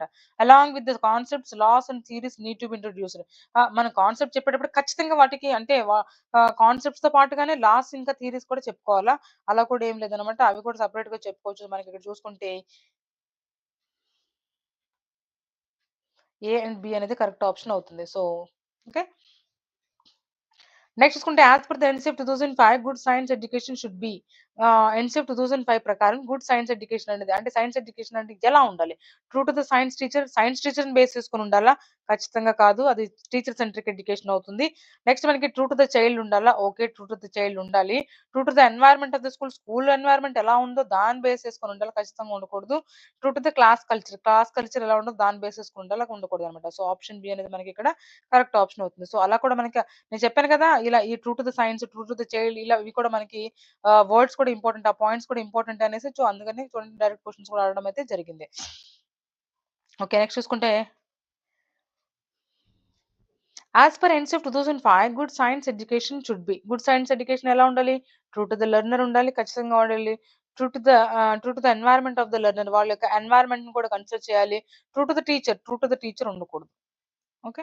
ట్రూ టు ద సైన్స్ ఉండాలి. చెప్పాను కదా! 3 పాయింట్స్ ఇస్తారు. ఒకటి వేరే పాయింట్ ఇస్తారు. దాన్ని మనకి ఏది కాదు అని కూడా ఇస్తారు. లేదంటే ఏది కరెక్ట్ అని కూడా ఇస్తారు కదా! ఇక్కడ మనం చూసుకుంటే కింద 1, 2 కరెక్టా? 1, 2, 3 కరెక్టా? 1, 2, 4 కరెక్టా? అట్లా ఇచ్చారు కాబట్టి మనకి 1, 2, 4 అనేది మనకి కరెక్ట్ ఆప్షన్ అవుతుంది.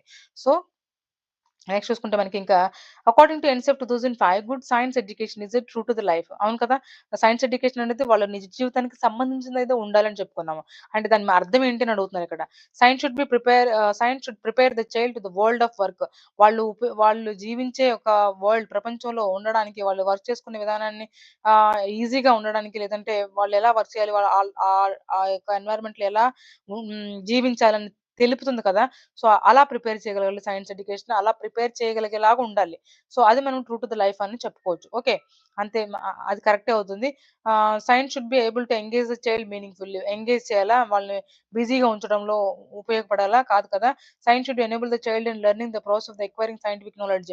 ఓన్లీ వాళ్ళకి సైంటిఫిక్ నాలెడ్జ్‌ని ఎక్వైర్ చేయడం కోసమే ఉండాలా సైన్స్ అనేది? కాదు కదా! So, science should help in living easy లైఫ్‌ని లీవ్ చేయడానికి ఈజీగా బ్రతకడానికి ఉండాలో కాదు. మనం ఎలా ఉన్నా కూడా మన లైఫ్‌ని అడ్జస్ట్‌మెంట్ తీసుకొచ్చుకునేలాగా మనం అడ్జస్ట్ అయ్యి బ్రతికేలాగైతే మనము ఉంచుకోవాలి. చూసుకుంటే మనకిక్కడ ఆప్షన్ ఏ అనేది మనకి కరెక్ట్ ఆప్షన్ అయితే అవుతుందన్నమాట. సో, ఆల్రెడీ ఇక్కడ మనం టిక్ చేసి ఉంది కదా! So, option A is correct here. Next చూసుకుంటే మెథడ్స్ చూద్దాం ఒకసారి.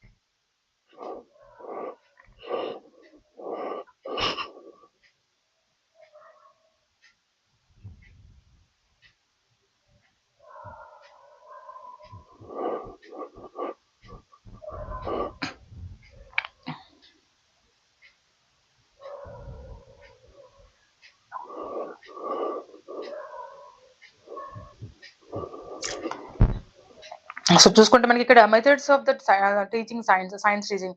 అండ్ మనం చెప్పాం గదా! నంబర్ ఆఫ్ మెథడ్స్ అయితే ఉంటాయి. అంటే కొన్ని ఇక్కడ మనకి స్టూడెంట్ సెంటర్డ్ ఇంకా సారీ స్టూడెంట్ సెంటర్డ్ ఇంకా యాక్టివిటీ బేస్డ్ మెథడ్స్ అయితే కొన్ని చూసుకుందాము. కొన్నున్నాయి. ఇంకా మనకిక్కడ ట్రెడిషనల్ మెథడ్స్ ఏవైతే ఉన్నాయో దాని గురించి కూడా మాట్లాడుకుందాము. బట్ బేసిక్‌గా మనకిక్కడ అబ్జర్వేషన్ మెథడ్ ఇంకా ఒక 3 మెథడ్స్ గురించి అయితే మనము చెప్పుకున్నాం కదా! స్టార్టింగ్‌లో. వాటి మీద అయితే మనకి ఎలా వచ్చినాయి ఏంటని కొంచెం డీటెయిల్‌గా అయితే మాట్లాడుకున్నాం. బట్ ఇక్కడ చూసుకుంటే ఎంక్వైరీ బేస్డ్ లెర్నింగ్ ఏదైతే ఉందో అది టీచర్స్ అండ్ స్టూడెంట్ సెంటర్డ్ అయితే అవుతుంది. ఎందుకు స్టూడెంట్ సెంటర్డ్ అంటున్నామంటే ఇక్కడ మనకి ఎంక్వైరీ బేస్డ్ లెర్నింగ్ పిల్లలు ఎంక్వైరీ చేసి అంటే వాళ్ళు తెలుసుకొని ఏదైనా ఒక లా ఉంది అంటే దాన్నెలా ఉపయోగించాలి? అదెలా వచ్చింది? వాళ్ళు తిరిగి క్వెషన్‌లు ఏయగలగాలి. అడిగి తెలుసుకోగలగాలి. సో, దాన్ని మనం ఎంక్వైరీ బేస్డ్ అయితే అంటాం కదా! హ్యాండ్స్ ఆన్ ఎక్స్‌పెరిమెంట్స్ అన్నా కూడా మనకి ఎక్స్‌పెరిమెంట్స్‌ని వాళ్ళకి ఏదైతే మనం ప్రొవైడ్ చేస్తున్నామో అవి వాళ్ళకి అర్థమయ్యే విధంగా హ్యాండ్స్ ఆన్ ఎక్స్‌పెరిమెంట్స్ మనం తీసుకునే ఒక కంటెంట్ అనేది ఎక్స్‌పెరిమెంట్స్ బేస్ చేసుకొనైతే ఉండడం. డిస్కవరీ మెథడ్ అంటే హ్యూరిస్టిక్ మెథడ్. డిస్కవర్ చేసింది ఏంటంటే తెలుసుకోగలగడం. అబ్జర్వేషన్ గమనించి తెలుసుకోగలగడం. ప్రాజెక్ట్స్ చేసి తెలుసుకోగలగడం. ప్రాబ్లమ్ సాల్వింగ్ మెథడ్ ఇంకా ప్రాబ్లమ్స్‌ని సాల్వ్ చేసుకోవడం వన్ బై వన్ ప్రాసెస్‌ని ఫాలో అవ్వడం. సో, కొలాబరేటివ్ అంటే గ్రూప్స్‌గా మనం పిల్లలతో వాళ్ళకి వేరే పిల్లలతో మాట్లాడి తెలుసుకోగలగడం. ఇవన్నీ కూడా మనకి కొలాబరేటివ్ లెర్నింగ్ కిందకైతే వస్తాయి. సో, వీటన్నిటిని మనం ఏమని చెప్తున్నామంటే స్టూడెంట్ సెంట్రిక్ మెథడ్స్ అయితే మనం చెప్పుకోవచ్చు. సో, నెక్స్ట్ ట్రెడిషనల్ మెథడ్స్ ఏవైతే ఉన్నాయో వాటిని మనం సపోర్టింగ్ మెథడ్స్ అని కూడా అనొచ్చు. సో, లెక్చర్ కమ్ డెమాన్‌స్ట్రేషన్ ఇంకా సైంటిఫిక్ మెథడ్ ఇంకా inductive and deductive method. Deductive మెథడ్‌లో కూడా మనకి అంతే కదా! ఫస్ట్ మనకి ఎగ్జాంపుల్స్ ఇచ్చేసి తర్వాత రూల్స్‌ని ఫైండ్ ఔట్ చేస్తాం. అది ఇండక్టివ్. లేదా మనకి ఫస్టే రూల్స్ ఇచ్చేసి దాన్ని ఎలా అప్లై చేస్తారో దాన్ని అప్లై చేసి మనం ఆన్సర్ తీసుకొస్తాం కదా! దాన్ని మనం డిడక్టివ్ అంటాం. సో, వీటిని కూడా మనం ఏంటి ఆల్రెడీ మనకి ఇచ్చేస్తున్నారు వాళ్ళు. సో, డేటా అనేది మనకు ఆల్రెడీ ఇస్తున్నారు కాబట్టి సో, మనం ఏమని చెప్పొచ్చు ఆహ్, అది ట్రెడిషనల్ మెథడ్ అనేది చెప్పొచ్చు. మనం దాంట్లో అడిగి తెలుసుకునేది ఏం లేదు కదా! సో, ఇక్కడ మనం చూసుకుంటే లెక్చర్ మెథడ్ కూడా అంతే కదా! మన మేడం ఏమైతే ఎక్స్‌ప్లెయిన్ చేస్తున్నారో, ఏదైతే మనకి వాళ్ళు లెక్చర్ డెలివర్ చేస్తున్నారో, సో, దాని గురించి మనము ఆహ్, ఏమున్నా కూడా మనం అలా యాక్సెప్ట్ చేస్తూ ఉంటాము. సో, దాన్ని మనము ట్రెడిషనల్ సపోర్టింగ్ మెథడ్స్ అయితే అంటామనమాట. ఓకే. సో, నెక్స్ట్ చూసుకుంటే మనకింకా ఇప్పుడు ఫస్ట్ మనం ఒక అబ్జర్వేషన్ మెథడ్ గురించైతే మాట్లాడదాం. ఏదైతే మనం స్టార్టింగ్‌లో అబ్జర్వేషన్ స్కిల్స్ అంటే ప్రాసెస్ స్కిల్స్ గురించి మాట్లాడుకునేటప్పుడు అబ్జర్వేషన్ గురించైతే మనం మాట్లాడుకున్నాం. అబ్జర్వేషన్ మెథడ్ కూడా కొంచెం దానికి రిలేటెడ్ గానే ఉంటుంది. మనం ఏవైతే మన సెన్స్ ఆర్గాన్స్ ఉపయోగించి తెలుసుకొని ఉపయోగిస్తామో, గమనించి మనం తెలుసుకుంటామో, డేటాని గ్యాదర్ చేస్తామో దాన్ని మనం అబ్జర్వేషన్ మెథడ్ అంటాము. చూద్దాం మనం ఎలా గ్యాదర్ చేస్తాము, అది ఎందుకు ఉపయోగపడుతుంది, దాంట్లో ఎన్ని రకాలుగా మనం గ్యాదర్ చేయొచ్చు అనేది మనం ఒకసారి మనం డీటెయిల్‌గా అయితే తెలుసుకుందాం. So, observation is the method of social science which is based on the direct observation of the subject matter. Observation means viewing or seeing. We go on observing something or other while we are awake. Observation allows the researchers to study people in their natural setting without their behavior being influenced by the presence of the researcher. అయితే ఇక్కడ ఏం గురించి మాట్లాడుతున్నారు? మనం ఏవైతే చూస్తున్నామో, మనం ఏవైతే తెలుసుకుంటున్నామో, మన సెన్స్ ఆర్గాన్స్ ఉపయోగించి ఏవైతే మనం డైరెక్ట్ అబ్జర్వ్ చేసి మనం తెలుసుకోగలుగుతున్నామో, మన సబ్జెక్ట్ మ్యాటర్ ఏదైతే ఉందో దాన్ని మనం అబ్జర్వేషన్ మెథడ్ అయితే అంటాము అని చెప్తున్నారు. సో, దాని క్యారెక్టరిస్టిక్స్ దానికి లక్షణాలు అంటే ఏంటి? దేనికి ఉపయోగపడతాయంటే ఇక్కడ both physical and mental activity ఇంకా మనకి అబ్జర్వేషన్ అయితే సెలెక్టివ్ ఏదైతే మనం తీసుకున్నామో అది సెలెక్టివ్‌గా ఉండాలి. అబ్జర్వేషన్ అయితే పర్పసివ్ అంటే క్యాజువల్‌గా అయితే ఉండాలి. ఉద్దేశానుసారంగా అయితే ఉండాలి. మనం తీసుకున్నది వాళ్ళకి అర్థమవుతుందా లేదా అలా అన్నమాట. సో, చూసుకుంటే మనకి ఇక్కడ స్టెప్స్ ఆఫ్ ద అబ్జర్వేషన్ మెథడ్స్‌ని ఉపయోగించడానికి మనకి ఎలాంటి స్టెప్స్ ఫాలో అవ్వాలి అంటే ప్లానింగ్ ఆఫ్ ద అబ్జర్వేషన్. మనకి ఏ ఎక్స్‌పెరిమెంట్ తీసుకుంటున్నామో, అది ఎలా తీసుకుంటున్నామో, ఎప్పుడు తీసుకుంటున్నామో దానికి ఫస్ట్‌గా ఒక మనకు ప్లానింగ్ అయితే ఉండాలి. పిల్లల చేత యాక్టివిటీ చేయించేటప్పుడు టీచర్‌కి ముందుగానే ఒక ప్లానింగ్ అనేది ఉండాలి కదా! ఈ యాక్టివిటీ రేపు చేయిస్తున్నాము. దీనికి సంబంధించిన మెటీరియల్ మీరు తెచ్చుకోండి అనేసి కదా! సో, దాన్ని మనం ప్లానింగ్ గురించి మాట్లాడతాం. ఎక్కడ చేయాలి? ఏ టైంలో చేయాలి? ఎంతవరకు మెటీరియల్ మనం గ్యాదర్ చేస్తున్నాము? ఇదంతా మనం ప్లాన్ చేసుకుంటాం కదా! దాది మనకి ప్లానింగ్ ఆఫ్ ద అబ్జర్వేషన్ కిందకైతే రావడం జరుగుతుంది. Next execution. మనం ప్లాన్ చేసుకున్నాం. దాన్ని ఎలా ఎగ్జిక్యూట్ చేస్తున్నాము? పిల్లల చేత ఎలా చేయించగలుగుతున్నాము? మనం తీసుకున్న మెథడ్ అనేది ఎలా ఫాలో అవ్వగలుగుతున్నాము? ఎలా అప్లై చేయగలుగుతున్నాం అనేది మనకి ఎగ్జిక్యూషన్ కిందకైతే వస్తుంది. Recording and interpretation. మనం అబ్జర్వేషన్ సారీ ప్లాన్ ఎగ్జిక్యూట్ చేసిన తర్వాత ప్లాన్ ఎగ్జిక్యూషన్ చేసిన తర్వాత మన మనకు డేటా ఏదైతే ఉందో మనం ఎలా రిప్రజెంట్ చేస్తున్నామో, ఎలా రికార్డ్ చేస్తున్నామో అనేది మనకి దీని కిందకొస్తుంది. దాని గురించి కూడా ఒకసారి మనం డీటెయిల్‌గా అయితే కింద తెలుసుకుందాము. సో, స్టెప్ 1 ఏంటంటే మనకి planning of the observation. Planning of the observation దేని గురించి మాట్లాడుతుందో ఒకసారి తెలుసుకోండి. Defining planning of the observation involves the following tasks. ఏం టాస్క్‌లు ఇన్వాల్వ్ అయినయి చూద్దాం. Definition of the specific behaviour or the activities to be observed. What is to be deserved. an appropriate group of the subjects to be observed, determination of the place, time period, instruments, etc., format of observations, position of the observer. Okay. అంటే పిల్లలు వాళ్ళ యొక్క లెవెల్‌ని బట్టి మనం experiments తీసుకుంటాం గదా! వాళ్ళ యొక్క పొజిషన్‌ని బట్టి మనం తీసుకుంటాం గదా! అంటే మనం ఏ ఫార్మాట్‌ని అప్లై చేయబోతున్నాము. ఏ ప్లేస్‌లో చేయబోతున్నాము. ఏ టైమ్‌లో చేయబోతున్నాము. వితిన్ టైమ్ పీరియడ్ చేయగలుగుతున్నామా లేదా? ఇవన్నీ మనం ప్లాన్ వేసుకుంటున్నాం కదా! దాన్ని మనం ప్లానింగ్ ఆఫ్ ద అబ్జర్వేషన్ అయితే అంటామనమాట. ఓకే. నెక్స్ట్ చూసుకుంటే మనకింకా execution of the observation. Execution of the observation అంటే ఇక్కడ చూడండి. This step involves the following activities. దేని గురించి మాట్లాడుతుందండి ఇక్కడ? Proper arrangements of the special conditions for the subjects. ఇంకా assuming the proper physical position of the observing. Handling well with the recording instruments to be used. Focusing attention on the specific behavioural activities under observation. అయితే మనం తీసుకుంటున్నాం కదా! మన experiment చేయించబోతున్నాము. ఒక activity చేయించబోతున్నాము. ఆ activity మనము చేయించుకునేటప్పుడు ఎలాంటి ప్రికాషన్స్ తీసుకోవాలి? అక్కడ మనం ఎక్స్‌పెరిమెంట్స్‌లో తీసుకున్న వాటిని సరిగ్గా హ్యాండిల్ చేయగలుగుతున్నామా లేదా? సరిగ్గా హ్యాండ్లింగ్ చేసే పిల్లలనే తీసుకుంటున్నామా లేదా? వాళ్ళ అటెన్షన్ ఉందా లేదా? వాళ్ళ ఫోకస్ ఉందా లేదా? ఆ కండిషన్స్ అన్ని గురించి మాట్లాడి అప్లై చేయగలిగితే మనకిక్కడ ఎగ్జిక్యూషన్ కిందకైతే వస్తుంది. ఆ ప్లాన్‌ని మనం ఎలా ఎగ్జిక్యూట్ చేస్తున్నాము? జనరల్ లైఫ్‌లో కూడా మనం మాట్లాడుకుంటాం కదా! సో, సేమ్ ఇదే అన్నమాట. మనం ఒక ప్లాన్ తీసుకుంటున్నాము. దాన్ని ఎలా ఎగ్జిక్యూట్ చేస్తున్నాము? తర్వాత ఆ ఎగ్జిక్యూషన్ చేసిన తర్వాత రిజల్ట్ ఎలా వస్తుంది? ఆ రిజల్ట్‌ని మనం ఎలా రికార్డ్ చేస్తున్నామనేది మనం మాట్లాడుతున్నామన్నమాట. Next step. Recording and interpretation. Observation must be recorded promptly, preferably on the spot. Observations are made on the time scheme which specify the duration hour of an session. While recording the behavior activities, the observer may use a tape recorder, videotape, stopwatch, etc. to make in more reliable and accurate. Observation should be qualitative as well as the quantitative. After the collection of the data is analyzed and the conclusions are drawn. While recording the data, two methods are adopted. అంతే కదా! ఇప్పుడు చూసుకుంటే మనకి అంటే ఇక్కడ ఏం మాట్లాడుతున్నారంటే record చేసే రికార్డింగ్ అనేది చాలా ప్రాంప్ట్‌గా ఉండాలి. అంటే చాలా యాక్యురేట్‌గా అయితే ఉండాలి. అంటే ఏది పడితే అది తీసుకోకూడదు. మనకి అక్కడ మనం ఎక్స్‌పెరిమెంట్ చేసేటప్పుడు ఎలాంటి అబ్జర్వేషన్స్ మనం ఏం అబ్జర్వ్ చేసామో ఆటిని మాత్రం మనం రికార్డ్ చేసుకోవాలి. లేదా మనకి ఒక ఎక్స్‌పెరిమెంట్ చేస్తున్నాము. ఆ ఎక్స్‌పెరిమెంట్ గురించి మనకి ముందే కొన్ని తెలుసు అన్నమాట. కొన్ని రిజల్ట్స్ అనేది తెలుసు. ఆ రిజల్ట్స్ మనకి ఇక్కడ రాపోయినా కూడా రికార్డ్ చేయకూడదన్నమాట. సో, అట్లా అంటే ప్రిఫరబుల్ వేలో అయితే మనం అబ్జర్వ్ చేసుకోవాలి. అబ్జర్వ్ చేసుకుని అంటే రికార్డ్ చేసుకునే విధానంలో మనకిక్కడ టేప్ రికార్డర్స్ కానీ, ఇంకా వీడియో టేప్స్ కానీ, ఇంకా స్టాప్ వాచ్‌లు కానీ ఇవన్నీ మనం ఉపయోగించుకోవచ్చు. అంటే వితిన్ టైమ్ పీరియడ్‌లో మీకిచ్చిన ఆ సైన్స్ పీరియడ్‌లో మీ సెక్షన్ టైమ్ అంటే మీ యొక్క సైన్స్ ఆ టైమ్ టేబుల్‌లో సైన్స్ పీరియడ్‌కి ఇంత టైమ్ అని ఉంటుంది కదా! ఏ పీరియడ్‌కైనా. సో, ఆ వితిన్ టైమ్ పీరియడ్‌లో మనం చేయగలుగుతున్నాం లేదా దానికి అలా మనం రికార్డ్ చేసుకోగలగాలి. ఓకే. మనం రికార్డ్ చేసుకున్న మ్యాటర్ అనేది బోత్ క్వాలిటేటివ్, క్వాంటిటేటివ్ అయితే రెండిటి గురించి అయితే మాట్లాడడం అయితే జరిగింది. ఓకే. నెక్స్ట్ చూసుకుంటే మనకి ఇంకా advantages and uses of the observation technique. అంటే మన అబ్జర్వేషన్ టెక్నిక్‌ని ఉపయోగించడం వల్ల ఏం అడ్వాంటేజెస్ ఉన్నాయనేది ఇక్కడైతే చెప్పడం జరుగుతుంది. చూడండి ఇక్కడ observation discloses the minutes, delicate and hidden facts. ఏవైతే ఒక హిడెన్ ఫ్యాక్ట్స్ ఏవైతే ఉన్నాయో వాటిని డిస్క్లోజ్ చేస్తుంది. చేస్తుంది కదా! చిన్న చిన్న ఒక అబ్జర్వేషన్స్ కూడా వాటిని కూడా తెలియజేస్తుందనమాట. మైన్యూట్ ఫ్యాక్ట్స్ ఏవైతే ఉన్నాయో దాని గురించి తెలియజేస్తుంది. మనకి అంటే అబ్జర్వేషన్ చేసిన తర్వాత మనకి అంటే ప్లాన్ చేసిన తర్వాత ఆ ప్లాన్‌ని ఎగ్జిక్యూట్ చేసిన తర్వాత, రికార్డ్ చేసిన తర్వాత మనకు ఒక కంక్లూజన్‌కైతే వస్తాం కదా! సో, ఈ చెట్టు ఫర్ ఎగ్జాంపుల్ ఒక చెట్టుంది. ఆ చెట్టు మీద మనం ఎక్స్‌పెరిమెంట్ చేయాలి అనుకుంటున్నాము. అయితే మనం ముందు చెప్పుకున్న విధంగా సన్‌లైట్‌లో అంటే ప్రాపర్ సన్‌లైట్ లేకపోతే ఈ చెట్టు అనేది సరిగ్గా పెరగదు, హెల్తీగా ఉండదు అనేది మనం కన్క్లూడ్ చేస్తున్నాం కదా! సో, అట్లా మైన్యూట్ ఫ్యాక్ట్స్ కూడా కంక్లూడ్ చేయడానికి ఇట్లా అబ్జర్వేషన్ అయితే ఉపయోగపడుతుందని చెప్తున్నారు. It is more reliable, flexible and the searching type of the technique of the evaluation. ఇది చాలా ఫ్లెక్సిబుల్‌గా అయితే ఉంటుందని చెప్తున్నారు.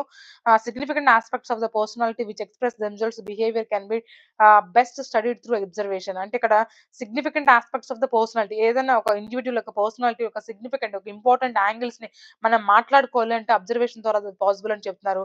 Data can be gathered in a particular and real situations. ఒక పర్టిక్యులర్ సిట్యుయేషన్ గురించైనా లేదంటే ఒక రియల్ సిట్యుయేషన్ గురించైనా మాట్లాడడానికి, డేటాని కలెక్ట్ చేసుకోవడానికి, డేటాని గ్యాదర్ చేయడానికి అబ్జర్వేషన్ మెథడ్ అయితే ఉపయోగపడుతుందని చెప్తున్నారు. Micro study of the phenomena is possible. చిన్న చిన్న మైన్యూట్ స్టడీ గురించి కూడా మాట్లాడడానికి అబ్జర్వేషన్ మెథడ్ అయితే పాసిబుల్ అని మాట్లాడడం జరిగింది ఇక్కడ. It is the study of the cause and effect relationship. There is the position of the efficient sense organs. అంటే ఇక్కడ మనకి అబ్జర్వేషన్ లోనే మనం మాట్లాడుకున్నాం కదా సెన్స్ ఆర్గాన్స్ ఉపయోగిస్తామని. సో అదనమాట. ఇంకా దీంట్లో మనకి కాజ్ ఎఫెక్ట్ ఎందుకు ఉపయోగిస్తున్నాము, దానికి రీజన్ ఏంటి, దాని యొక్క ఎఫెక్ట్ ఏంటి అని గురించి కూడా ఇది మాట్లాడడం అయితే జరుగుతుంది. సో అదనమాట మనకి ఇక్కడ ఆహ్, advantages of this observation method. Next చూసుకుంటే టైప్స్ ఆఫ్ అబ్జర్వేషన్. అంటే అబ్జర్వేషన్ మెథడ్‌లో కొన్ని టైప్స్ కూడా ఉన్నాయన్నమాట. ఎలా అబ్జర్వ్ చేస్తున్నారు?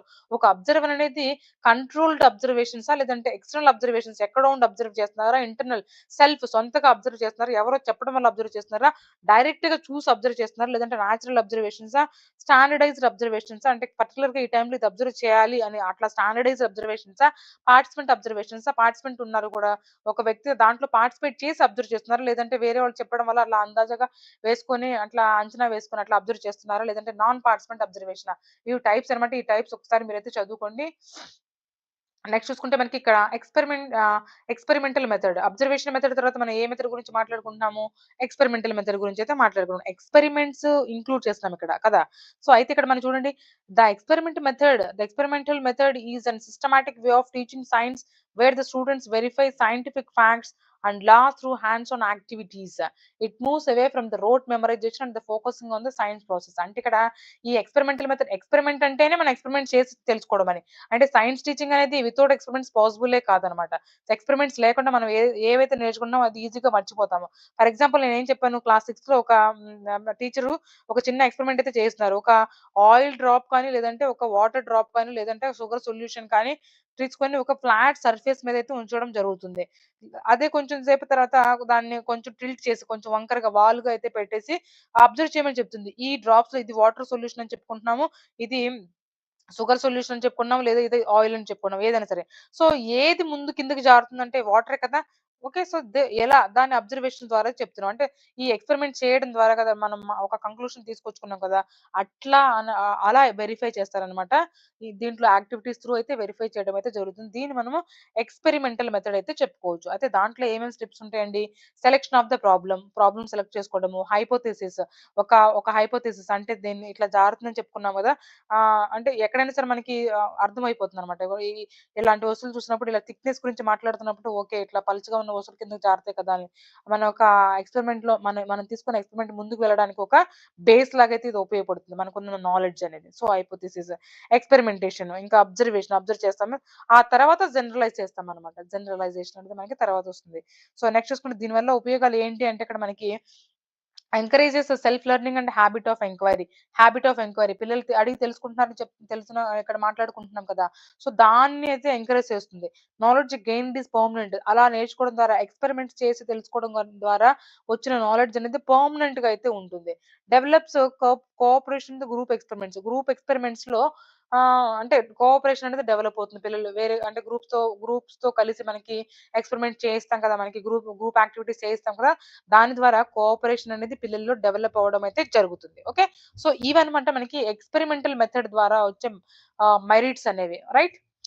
నెక్స్ట్ చూసుకుంటే మనకి heuristic and discovery method. Heuristic మెథడ్‌ని మనం ఇంకా ఏమని చెప్తున్నాము అంటే డిస్కవరీ మెథడ్ ఈ 2 కూడా మనకి ఒకటే అలా అన్నట్లుగా మనం చెప్తున్నాము. Discovery learning method is a technique of the enquiry based learning and consider the constructivist based approach to education. దీన్ని మనకి ఇక్కడ కన్‌స్ట్రక్టివిస్ట్ బేస్డ్ అప్రోచ్ అని, it is also referred as a problem based learning అని, ఇంకా experiential learning అని కూడా అనుభవంతో తెలుసుకోవడం ఇక్కడ. అడిగి డిస్కవర్ చేసి థింగ్స్ ఏదైతే ఉన్నాయో నేర్చుకుంటున్నారో అవి మనకి దీని కిందకొస్తాయన్నమాట. క్యారెక్టరిస్టిక్స్ ఏవైతే చూద్దాం ఇక్కడ. Scientific approach, active development, use child psychology, clear and lasting knowledge and individual learning.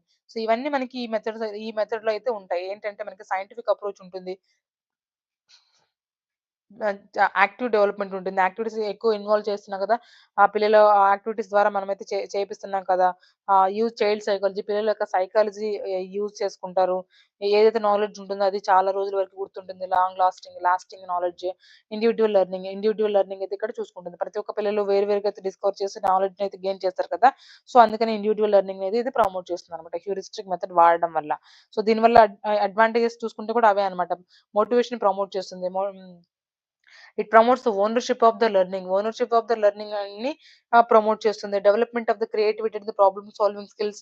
Enjoy the discovering the answer to the question to the problems they are given. అంటే వాళ్ళకిచ్చిన ప్రాబ్లమ్స్‌కి సొల్యూషన్స్ ఫైండ్ ఔట్ చేయడానికి వాళ్ళకి enjoyable వేలో, అంటే interest లేకుండా కాదు, ఇంట్రెస్ట్‌తో కూడిన ఇంట్రెస్ట్‌తో నేర్చుకుంటారనమాట.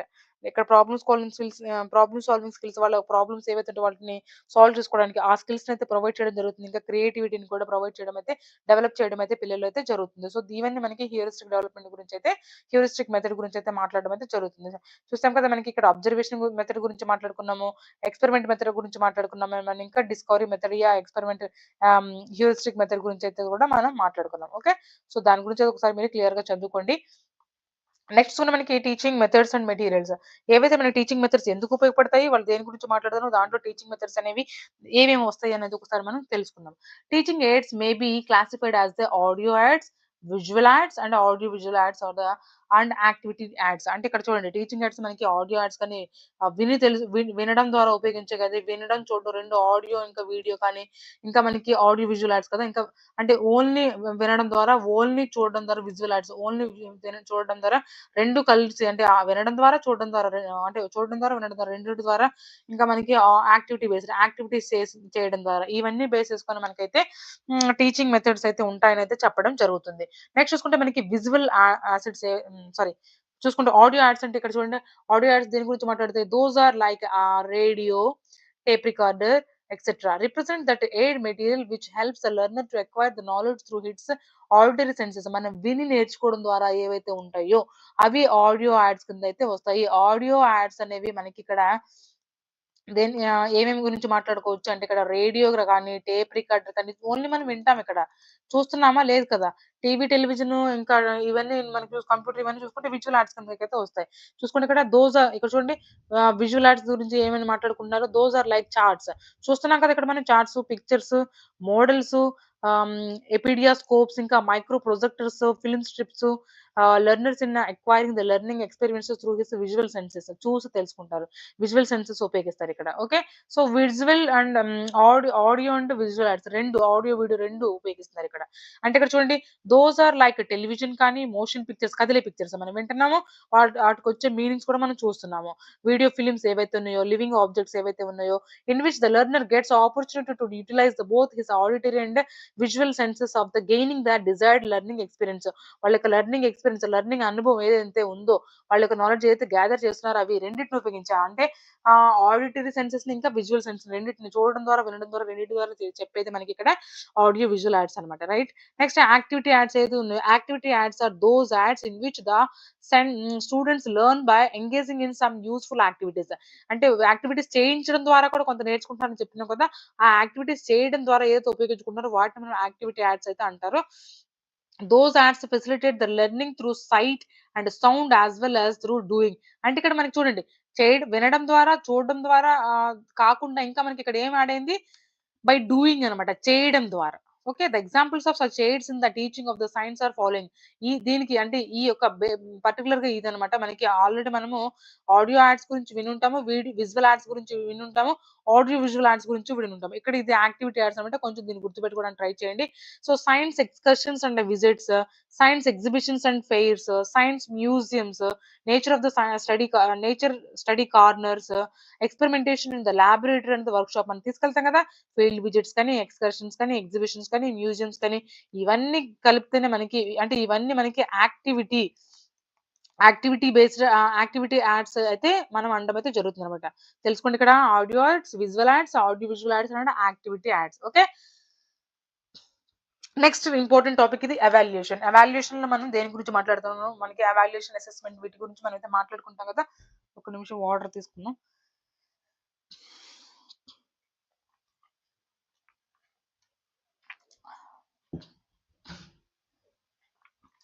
చూడండి, ఇక్కడ మనకి అసెస్మెంట్ బిఫోర్ లెర్నింగ్ మనకి డయాగ్నోస్టిక్ లెర్నింగ్ అంటాము. Assessment of learning. ఓకే. హ్మ్. అసెస్మెంట్ ఆఫ్ లెర్నింగ్ అంటే మనకి diagnostic learning. Assessment for learning అంటే మనకి ఫార్మేటివ్ లెర్నింగ్.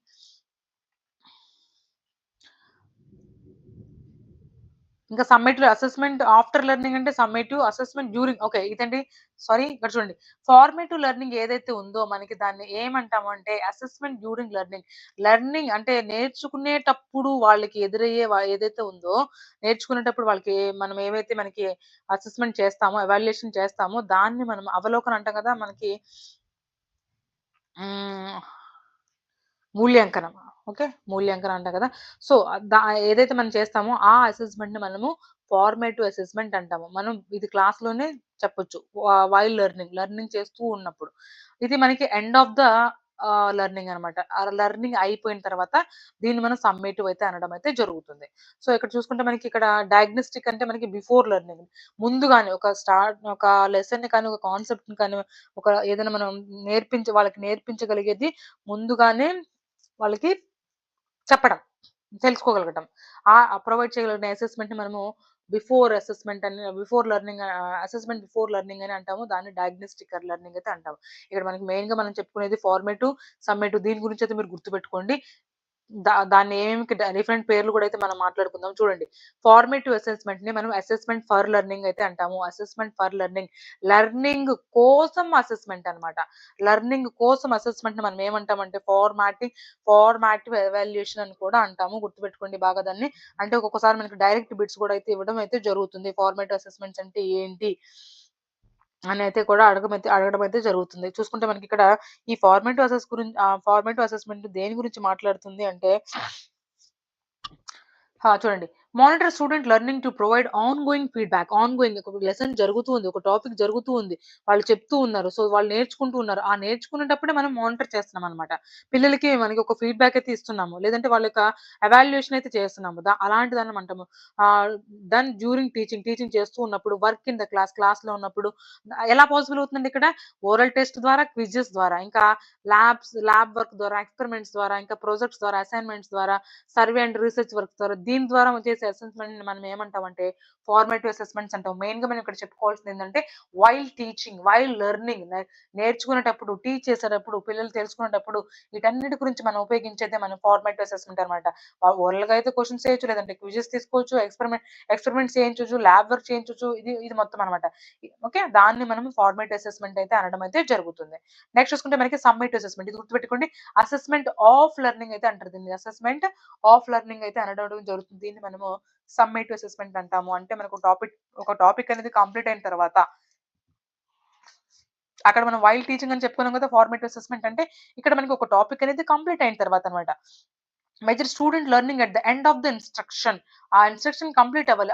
ఇచ్చిన టాపిక్ అనేది కాన్సెప్ట్ అనేది కంప్లీట్ అవ్వాలి. అప్పుడు మనం చేసే అసెస్మెంట్ ఏమంటున్నాము అంటే, ఆ ఎవాల్యుయేషన్ ఏమంటాము అంటే సమ్మేటివ్ ఎవాల్యుయేషన్ అయితే అనడం అయితే జరుగుతుంది. It is done at the end of the unit or the semester. ఒక ఒక యూనిట్ కంప్లీట్ అయిన తర్వాత, ఒక సెమిస్టర్ కంప్లీట్ అయిన తర్వాత పెట్టే ఎగ్జామ్స్‌ని కానీ, ఆ యూనిట్ టెస్ట్‌లు కానీ వాటిని మనం సమ్మేటివ్ అసెస్మెంట్ అనేది అనొచ్చనమాట. బెస్ట్ ఎగ్జాంపుల్ మనకి హాఫ్ ఇయర్లీ అండ్ ఇంకా ఇయర్ ఎండింగ్ ఎగ్జామ్స్ ఏవైతే ఉంటాయో వాటిని మనం సమ్మేటివ్ అసెస్మెంట్ ఒక్కోసారి మనకి ఇయర్ ఎండింగ్ ఎగ్జామ్స్ ఏవైతే ఉన్నాయో వాటిని ఏ అసెస్మెంట్ ఎందుకొస్తాయని కూడా క్వెషన్స్ అయితే అడగడం అయితే జరుగుతుంది. చూసుకుంటే మనకి డన్ ట్వైస్ ఇయర్. సెమిస్టర్ 1 ఇంకా సమ్మేటివ్ అసెస్మెంట్ 1 ఇంకా సమ్మేటివ్ అసెస్మెంట్ 2 అట్లా అయితే మనం చెప్పుకోవచ్చు. అయితే దాంట్లో ఏమేమి ఇంక్లూడ్ అయ్యి ఉంటుంటంటే షార్ట్ ఆన్సర్స్ అని, ఎంసీక్యూస్ అని, లాంగ్ ఆన్సర్స్ అని ఇప్పుడు క్వెషన్ పేపర్స్ ఇవన్నీ మనం ఇంక్లూడ్ చేస్తున్నామా లేదా? సో, అలాంటివన్నమాట. It is usually a graded test. గ్రేడ్స్‌ని డిసైడ్ చేయడానికి evidence of the achievements to the parents. అంటే పేరెంట్స్‌కి ఒక అచీవ్‌మెంట్ అంటే వాళ్ళ పిల్లల యొక్క అచీవ్‌మెంట్స్ నుంచి ఒక ఎవిడెన్స్‌ని ప్రొవైడ్ చేయడం. అంటే ఈ ప్రోగ్రెస్ కార్డ్స్ బెస్ట్‌గా మనం ఎగ్జాంపుల్ ఏందంటే ఇక్కడ మనకి ప్రోగ్రెస్ కార్డ్. ప్రోగ్రెస్ కార్డ్స్ ఏవైతే ఇస్తున్నామో పిల్లలకి అంటే వాళ్ళ యొక్క అచీవ్‌మెంట్స్ అన్నమాట. పిల్లలకి మనం ఇయర్ ఎండింగ్‌లో ఇస్తాం కదా పేరెంట్స్‌కి. సో, అవి మనకి సమ్మేటివ్ అసెస్మెంట్ కింద అయితే రావడం అయితే జరుగుతుంది. నెక్స్ట్ చూసుకుంటే డయాగ్నోస్టిక్ ఎవాల్యుయేషన్ గురించి కూడా మనం చెప్పుకున్నాం కదా! అంటే identify the students strengths and weaknesses and the prior knowledge. వాళ్ళ యొక్క ప్రీవియస్ నాలెడ్జ్‌ని ఇంకా వాళ్ళ యొక్క వీక్‌నెసెస్‌ని ఒక స్ట్రెంగ్త్స్‌ని గురించి మాట్లాడేదే మనకి డయాగ్నోస్టిక్ ఎవాల్యుయేషన్. ఏదైనా ఒక టాపిక్ మాట్లాడుకునే ముందు, ఒక టాపిక్‌ని మనం టీచ్ చేయబోయే ముందు పిల్లలకి ఎంత వచ్చు, వాళ్ళు ఎంతవరకు నేర్చుకోగలరు, వాటి గురించి మాట్లాడేదే మనకి ఇక్కడ డయాగ్నోస్టిక్ ఎవాల్యుయేషన్. వైల్ టీచింగ్ అంటే ఫార్మేటివ్. అయిపోయిన తర్వాత మనకి సమ్మేటివ్. దానికి ముందు అంటే diagnostic. Okay. So placement evaluation అంటే ఏంటి? Determine students entry performance in the appropriate level as the part of the formative assessment. ఈ ప్లేస్‌మెంట్ ఎవాల్యుయేషన్ అనేది మనకి ఫార్మేటివ్ అసెస్మెంట్‌లో ఒక పార్టే కదా! Testing knowledge of the child before starting the topic. Ah, టాపిక్‌ని స్టార్ట్ చేయడానికి ముందు పిల్లల యొక్క నాలెడ్జ్‌ని టెస్ట్ చేయడం అన్నమాట. ఓకే. సో దాన్ని మనం ప్లేస్‌మెంట్ ఎవాల్యుయేషన్ అని కూడా అనొచ్చు. దీన్ని మనం ఫార్మేటివ్ ఎవాల్యుయేషన్ అని కూడా అయితే చెప్పుకోవడం జరిగింది. అసెస్మెంట్ యాజ్ లెర్నింగ్ ఇది ఇంపార్టెంట్ అన్నమాట. Assessment as learning. Formative assessment మనం అసెస్మెంట్ ఫర్ లెర్నింగ్ అన్నాము. తర్వాత అసెస్మెంట్ ఆఫ్ లెర్నింగ్ సమ్మేటివ్ అని చెప్పాము. ఇక్కడ అసెస్మెంట్ యాజ్ లెర్నింగ్ ఇలా కూడా డైరెక్ట్ క్వెషన్స్ అడగడం కూడా జరుగుతుంది. ఈ అసెస్మెంట్ యాజ్ లెర్నింగ్ అంటే ఏంటి అంటే సెల్ఫ్ అసెస్మెంట్ అన్నమాట. అంటే సొంతగా self assessment. Take responsibility of their own learning. మన లెర్నింగ్ కోసం మనమే రెస్పాన్సిబుల్ అన్నమాట ఇక్కడ. టీచర్స్ ఇక్కడ అడగట్లేదు. టీచర్స్ ఎవాల్యుయేట్ చేయట్లేదు. వాళ్ళకి మనకి ఎంత వచ్చని టెస్ట్ చేయట్లేదు. మనంతట మనమే ఒక ఎవాల్యుయేట్ చేసుకుంటున్నాము. మనకి ఎంత వరకు వచ్చింది, మనం ఎంత వరకు నేర్చుకోగలుగుతున్నాము. They become the metacognitive knowledge of one's own third process. అంటే మనం ఎంతవరకు ఆలోచించగలుగుతున్నాము. ఈ టాపిక్ కంప్లీట్ చేయడానికి మనకి ఎంత టైం పడుతుంది. ఎన్ని రోజులు అంటే మన సెల్ఫ్ స్టడీ ఉంటుంది కదా! ఫర్ ఎగ్జాంపుల్ సీటెట్ రాస్తున్నారు. ఇప్పుడు ఏ కోచింగ్ సెంటర్‌కి మనకెళ్ళట్లేదు. ఎక్కడ మనం చదువుకోకుండా ఓన్లీ యూట్యూబ్‌లో ఉన్న ఇలాంటి వీడియోస్‌ని ఉపయోగించుకోనో, లేదంటే మన దగ్గర ఉన్న టెక్స్ట్ బుక్స్‌ని ఉపయోగించుకోనో ఓకే. టెక్స్ట్ బుక్స్‌ని ఉపయోగించుకొని ఇలాగనే మనం చదువుకుంటున్నాము. దాన్నేమంటాం మనం సెల్ఫ్ స్టడీ అంటామా లేదా? సో, అలా మనం ఎస్టిమేట్ చేసుకుంటామా లేదా? ఇప్పుడు ఎగ్జామ్స్ దగ్గరకొస్తున్నాయంటే మనం ఎంత వరకు చదువుకున్నాము? మనం ఎంత వరకి కంప్లీట్ అయింది? ఇంకా మనకి ఏమేం టాపిక్స్ రిమైనింగ్ మిగిలున్నాయి? వాటిని కంప్లీట్ చేయడానికి ఎంత టైం పడుతుంది? ఇలా మనం ఒక ఎస్టిమేట్ చేస్తున్నామా లేదా? దాన్ని మనము అసెస్మెంట్ యాజ్ లెర్నింగ్ అయితే అనడం అయితే జరుగుతుంది. ఓకే. చూసుకుంటే మనకి అసెస్మెంట్ టెక్నిక్స్ ఏవైతే ఉంటాయో చేస్తున్నామని చెప్తున్నాము. అయితే ఎలా చేస్తాము? ఏమి టెక్నిక్స్ ఉపయోగించుకుంటాము? అసెస్మెంట్ టెక్నిక్స్ ఇన్ ద సైన్స్‌లో ఎలాంటి టెక్నిక్స్ ఉపయోగించుకుంటామని ఇది కూడా చాలా ఇంపార్టెంట్ అన్నమాట. దీని గురించి కూడా మనకి క్వెషన్స్ రావడం అయితే జరుగుతుంది. సో, అందుకని మీరు జాగ్రత్తగా గమనించండి. ఇవి మీరు కొంచెం బాగా గుర్తుపెట్టుకోవడానికైతే ట్రై చేయండి. ఇప్పుడు ఫర్ ఎగ్జాంపుల్ ఫార్మేటివ్ అసెస్మెంట్ గురించి మాట్లాడుకున్నాం కదా! ఈ ఫార్మేటివ్ అసెస్మెంట్స్‌లో ఏ టెక్నిక్స్ అండ్ టూల్స్ అయితే ఉపయోగిస్తున్నాము? టూల్స్ ఏమి ఉపయోగించున్నాము? Questions, check list, anecdotal records, ఇంకా పోర్ట్‌ఫోలియో అనాలిసిస్, రూబ్రిక్స్ ఇవన్నీ మనం ఉపయోగించాం. ఇవన్నీ టూల్స్ అన్నమాట. ఈ ఫార్మేటివ్ అసెస్మెంట్స్. పిల్లల యొక్క అసెస్మెంట్ వాళ్ళు ఎంత వరకు నేర్చుకుంటున్నారు? వాళ్ళకి ఎక్కడ ప్రాబ్లమ్స్ వస్తున్నాయని మనం అంచనా వేయగలుగుతున్నాం కదా! సో, ఇవన్నీ ఉపయోగించేసి. టెక్నిక్స్ ఏంటంటే examinations, quizzes, collections, projects, databases, group activities, club activities ఇవన్నీ చేయడం ద్వారా ఈ టెక్నిక్స్ ఉపయోగించడం ద్వారా వాళ్ళకి హ్మ్. ఫార్మేటివ్ అసెస్మెంట్‌లో పాసిబుల్ అవుతుందన్నమాట. ఓకే. నెక్స్ట్ చూసుకుంటే మనకి సమ్మేటివ్ అసెస్మెంట్‌లో ఎలాంటి టూల్స్ అండ్ టెక్నిక్స్ ఉపయోగిస్తారో చూద్దాం. ఎలాంటి టూల్స్ ఉపయోగిస్తారు అంటే ఇక్కడ objective type questions, long answers, short answers ఈ టూల్స్ అయితే ఉపయోగిస్తారు. మనం చెప్పాం కదా! ఇయర్ ఎండింగ్ ఎగ్జామ్స్ కానీ, హాఫ్ ఇయర్లీ ఎగ్జామ్స్ కానీ దీని కిందకొస్తాయనేసి. ఎగ్జామ్స్‌లో మనకి ఆబ్వియస్‌లీ మనకి ఇలాంటివే కదా క్వెషన్స్ ఎంసీక్యూస్ అని, షార్ట్ ఆన్సర్స్ అని, లాంగ్ ఆన్సర్స్ అని అయితే మనం ఉపయోగిస్తాం కదా! అవే అన్నమాట. నెక్స్ట్ చూసుకుంటే మనకి రిటన్ ఎగ్జామ్స్ ఏవైతే ఉన్నాయో end of the term unit exams ఏవైతే ఉన్నాయో ఇవి టెక్నిక్స్ అన్నమాట. ఈ టెక్నిక్స్‌లో మనం ఇవి ఉపయోగించుకుంటున్నాం. సో, ఏవి టెక్నిక్స్, ఏవి టూల్స్ అనేది కూడా మీరు ఒకసారి గుర్తుపెట్టుకోండి. సో, సమ్మేటివ్ అసెస్మెంట్ సంబంధించింది ఇదన్నమాట. ఓకే. నెక్స్ట్ చూసుకుంటే క్వెషన్ చూద్దామా? క్వెషన్ నంబర్ ఇప్పుడు చూడండి ఇక్కడ అసెస్మెంట్ చూడండి ఫస్ట్ క్వెషన్ మనం ఇప్పుడు నేను తీసుకున్న ఫస్ట్ క్వెషన్ దేని గురించి మాట్లాడిందండి ఇక్కడ? అసెస్మెంట్ అసెస్మెంట్ యాజ్ లెర్నింగ్ గురించి అయితే ఇక్కడ మాట్లాడుకోవడం జరిగింది. అసెస్మెంట్ యాజ్ లెర్నింగ్ అంటే నేనేం చెప్పాను? ఇప్పుడే కదా మాట్లాడింది. సెల్ఫ్ అసెస్మెంట్ మనం ఏమని చెప్తున్నాము? అసెస్మెంట్ యాజ్ లెర్నింగ్ అని అయితే మాట్లాడుకోవడం అయితే జరిగింది కదా! సో, నెక్స్ట్ చూసుకుంటే why is formative assessment important in science? Formative assessment while teaching a topic మనకి ఫార్మేటివ్ అసెస్మెంట్ అయితే చెప్పుకున్నాం కదా! అది సైన్స్ టీచింగ్‌లో ఎందుకు ఇంపార్టెంట్?